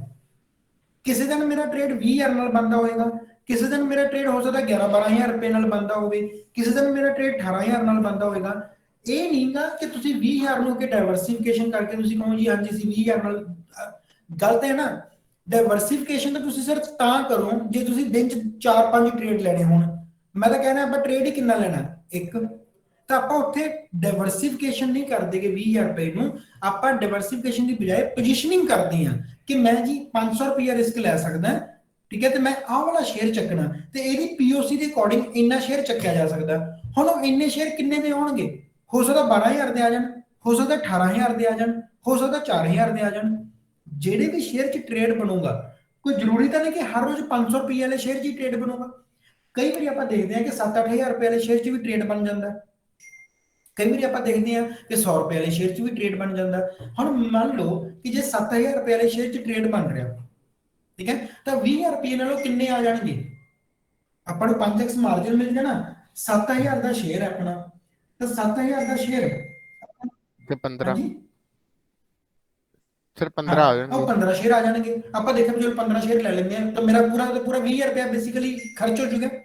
ਜੇ ਮੈਂ ਗੱਲ ਕਰਦਾ ਜੀ ਕਿ ਮੇਰੇ ਕੋਲ 100 ਰੁਪਏ ਵਾਲਾ ਸ਼ੇਅਰ ਹੈ, ਪਰ ਮੈਂ ਉਹਦੇ ਚੋਂ ਰਿਸਕ ਕਿੰਨਾ ਲੈਣਾ? 500। ਮੇਰਾ ਭਾਵੇਂ ਪੈਸਾ ਵਾਧੂ ਪਿਆ ਵੀ ਰਵੇ ਤਾਂ ਵੀ ਕੋਈ ਗੱਲ ਨਹੀਂ, ਪਿਆ ਰਵੇ, ਮੈਂ ਤਾਂ ਆਪਦੀ ਪੋਜੀਸ਼ਨਿੰਗ ਦੇ ਅਕੋਰਡਿੰਗ ਲਏ ਆ। ਤੁਸੀਂ ਨਾ ਜਦੋਂ ਆਰਡਰ ਲੱਗੇ ਹੁੰਦੇ ਨਾ, ਤੁਸੀਂ ਕਈ ਵਾਰੀ ਦੇਖਿਓ ਜੋ ਲੋਕਾਂ ਦੇ ਬਾਏ ਤੇ ਸੈਲ ਦੇ ਆਰਡਰ ਲੱਗੇ ਹੁੰਦੇ ਆ, ਕਿਸੇ ਦਾ ਹੁੰਦਾ 100 ਸ਼ੇਅਰ, ਕਿਸੇ ਦੇ ਹੁੰਦੇ 200 ਸ਼ੇਅਰ, 150 ਸ਼ੇਅਰ, 50 ਸ਼ੇਅਰ, ਠੀਕ ਹੈ। ਕਈ ਵਾਰੀ ਨਾ ਇੱਕ ਰਕਮ ਆਉਂਦੀ ਹੁੰਦੀ ਹੈ 183 ਸ਼ੇਅਰ, 78 ਸ਼ੇਅਰ। ਉਹ ਰਕਮ ਕਦੋਂ ਆਉਂਦੀ ਹੈ? ਇਹ ਉਹ ਲੋਕ ਹੁੰਦੇ ਆ ਜਿਹੜੇ ਪ੍ਰੋਪਰ ਪੋਜੀਸ਼ਨਿੰਗ ਕਰਕੇ ਆਪਦੀ ਸਾਈਜ਼ ਨੂੰ ਲੈ ਕੇ ਚੱਲਦੇ ਆ ਕਿ ਜੀ ਮੈਂ ਜਿੰਨਾ ਆਪਦਾ ਰਿਸਕ ਰਿਵਾਰਡ ਕਿਹਾ ਸੀ ਉਹਦੇ ਅਕੋਰਡਿੰਗ ਮੈਂ 83 ਸ਼ੇਅਰ ਖਰੀਦਣੇ ਆ। ਪੈਸੇ ਭਾਵੇਂ ਲੱਖ ਮੇਰੇ ਕੋਲੇ ਪਏ ਰਹਿਣ, ਮੈਂ 83 ਸ਼ੇਅਰ ਤੋਂ ਵੱਧ ਨਹੀਂ ਖਰੀਦਣਾ। ਹੁਣ ਆਪਾਂ ਕੀ ਕਰਦੇ ਆ ਵੀ ਚੱਲ 83 ਦਾ ਕੀ ਖਰੀਦਣਾ, 85 ਕਰ ਲਓ। ਨਹੀਂ, ਇਹੀ ਤਾਂ ਰਿਸਕ ਰਿਵਾਰਡ ਹੈ। ਆਪਾਂ ਜਦੋਂ ਕੈਲਕੂਲੇਸ਼ਨ ਬੇਸ ਤੇ ਆ ਕੇ ਆਪਾਂ ਕੰਮ ਕਰਦੇ ਆ ਨਾ, ਆਪਾਂ ਕਦੇ ਵੀ ਮਾਰ ਨਹੀਂ ਖਾਵਾਂਗੇ। ਜੇ ਉਹ 83 ਸ਼ੇਅਰ ਹੈ ਤਾਂ 83 ਹੀ ਲੈਣੇ ਆ, 85 ਨਹੀਂ ਲੈਣੇ। ਭਾਵੇਂ ਮੇਰੇ ਕੋਲੇ 150 ਸ਼ੇਅਰ ਖਰੀਦਣ ਦੇ ਪੈਸੇ ਪਏ ਹੋਣ, ਜੇ ਮੇਰੀ ਪੋਜੀਸ਼ਨਿੰਗ 68 ਸ਼ੇਅਰਾਂ ਦੀ ਨਿਕਲ ਗਈ ਤਾਂ ਮੈਂ 68 ਹੀ ਲੈਣੇ ਆ, ਨਾ 67 ਲੈਣੇ ਆ, ਨਾ ਮੈਂ 70 ਲੈਣੇ ਆ। ਕਲੀਅਰ ਹੈ ਜੀ? ਹਾਂਜੀ। ਹੁਣ ਦੱਸੋ ਸਰ, ਕਿਸੇ ਦਾ ਕੋਈ ਡਾਊਟ ਹੋਵੇ ਜੀ? ਨਹੀਂ ਭਾਜੀ, ਜੇ ਕੱਲ ਨੂੰ ਲੋੜ ਪਈ ਤਾਂ ਤੁਹਾਨੂੰ ਫੋਨ ਕਰ ਸਕਦੇ ਆ ਕਿਤੇ, ਜੇ ਕੋਈ ਬੰਦਾ ਅਟਕ ਜਾਏ। ਜਦੋਂ ਮਰਜ਼ੀ ਆਪਾਂ ਇਹੀ ਫੁੱਲ ਟਾਈਮ ਆਪਾਂ ਸਪੋਰਟ ਤੇ ਰਹਿੰਦੇ ਆ। ਕਦੋਂ ਵੀ ਲੋੜ ਪੈਂਦੀ ਹੈ ਤੁਸੀਂ ਮੈਨੂੰ ਫੋਨ ਕਰ ਸਕਦੇ ਹੋ, ਠੀਕ ਹੈ। ਜੇ ਤਾਂ ਦੇਖੋ ਕਈ ਵਾਰੀ ਕੀ ਹੁੰਦਾ, ਚੱਲਦੀ ਮਾਰਕੀਟ 'ਚ ਮੈਂ ਫੋਨ ਘੱਟ ਚੱਕਦਾ ਕਿਉਂਕਿ ਮੇਰਾ ਵੀ ਟ੍ਰੇਡ ਲੱਗਿਆ ਹੁੰਦਾ ਜਾਂ ਵੀ ਗੱਲ ਕਲਾਸਿਸ ਚੱਲ ਰਹੀਆਂ ਹੁੰਦੀਆਂ। ਮੋਸਟ ਪ੍ਰੋਬਬਲੀ ਜੇ ਤੁਸੀਂ ਮੈਨੂੰ 4 4:30 ਤੋਂ ਬਾਅਦ ਫੋਨ ਕਰੋਗੇ ਫਿਰ ਡੈਫੀਨਿਟਲੀ ਮੈਂ ਤੁਹਾਡਾ ਫੋਨ ਚੱਕੂਗਾ ਹੀ ਚੱਕੂਗਾ। ਠੀਕ ਹੈ ਸਰ। ਠੀਕ ਹੈ ਜੀ। ਆਪਾਂ ਨੇ ਗੱਲ ਹਾਂਜੀ ਜਿਹੜੀ ਅੱਗੇ ਨੀਅਰ ਟੂ ਦੀ ਸਰ ਜਿਹੜਾ ਇਹ ਜੀ 5 ਮਿੰਟ ਹੈਗੇ ਨੇ ਜਿਹੜਾ ਕਲੀਅਰ ਕਰੂੰਗੀ। ਸਮਝ ਨਹੀਂ ਆਇਆ ਸਰ ਮੈਨੂੰ। ਸਰ ਆਪਾਂ ਕਨਸੈਪਟ ਮਤਲਬ ਡਿਸਕਸ ਕੀਤਾ ਸੀ ਅੱਜ ਪੀਓਸੀ always near to the entry ਹੋਣੀ ਚਾਹੀਦੀ ਹੈਗੀ ਹੈ। ਪੀਓਸੀ ਹਾਂਜੀ ਬਿਲਕੁਲ। ਤੇ ਸਰ ਮਤਲਬ ਅਗਰ ਟਾਈਮ ਹੈਗਾ ਤਾਂ 5 ਮਿੰਟ ਅਗਰ ਆਪਾਂ ਇਹਨੂੰ ਬੜਾ ਕਲਿੱਕ ਕਰ ਦੂੰ ਕਨਸੈਪਟ ਨੂੰ ਰੀਲ ਤੁਹਾਨੂੰ ਮੈਂ ਪੀਓਸੀ ਦੁਬਾਰਾ ਲਗਾਉਣੀ ਸਿਖਾ ਦਿਆਂ? ਨਹੀਂ ਸਰ, ਜੋ ਆਪਾਂ ਨੇ ਅੱਜ ਕੱਲ੍ਹ ਸਮਝਾਈ ਹੈ ਨਾ ਪੀਓਸੀ always near to the entry, ਜਿਹੜੀ ਆਪਾਂ ਨੇ ਰਿਸਕ ਮੈਨੇਜਮੈਂਟ ਦੀ ਗੱਲ ਦੱਸੀ ਸੀ ਨਾ। ਓਕੇ ਚਲੋ ਉਹ ਦੇਖੋ ਸਰ, ਦੇਖੋ ਜੀ ਮੈਂ ਕਰਵਾ ਦਿੰਦਾ। ਮੈਂ ਕਰਵਾ ਦਿਆਂ।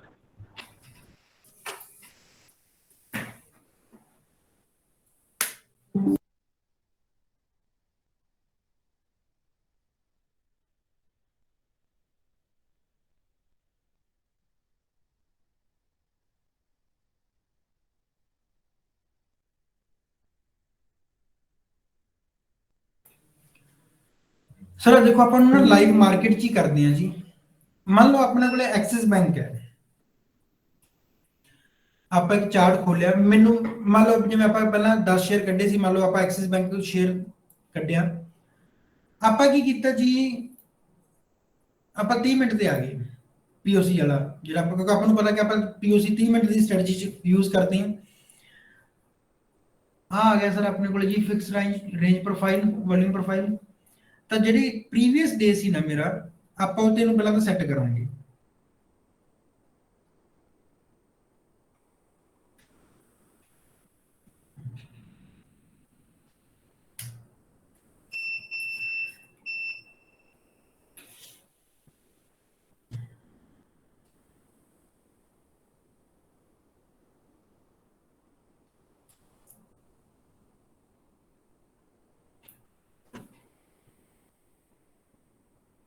ਓਕੇ ਜੀ, ਆਪਾਂ ਕੀ ਕੀਤਾ ਸਰ, ਹੁਣ ਦੇਖੋ ਜੀ ਇੱਥੇ ਕਿੱਡੀ ਸੋਹਣੀ ਇਹ ਪੀਓਸੀ ਆਈ ਆਪਣੀ।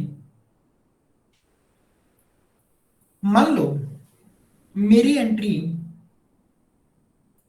ਹੁਣ ਆਹ ਵਾਲੇ ਕੈਂਡਲਸ ਭੁੱਲ ਜਾਓ, ਮੰਨ ਲਓ ਚਲੋ ਮੇਰੀ ਐਂਟਰੀ ਇਸ ਜਗ੍ਹਾ ਤੇ ਬਣਦੀ ਹੈ, ਠੀਕ ਹੈ, ਜਿੱਥੇ ਮੈਂ ਬਲੂ ਲਾਈਨ ਲਾਈ ਹੈ।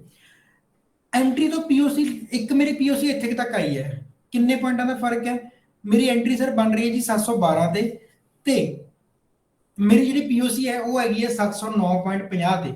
ਕਿੰਨਾ ਰਿਸਕ ਲੈ ਰਿਹਾ ਮੈਂ, ਦੱਸੋ ਜਰਾ।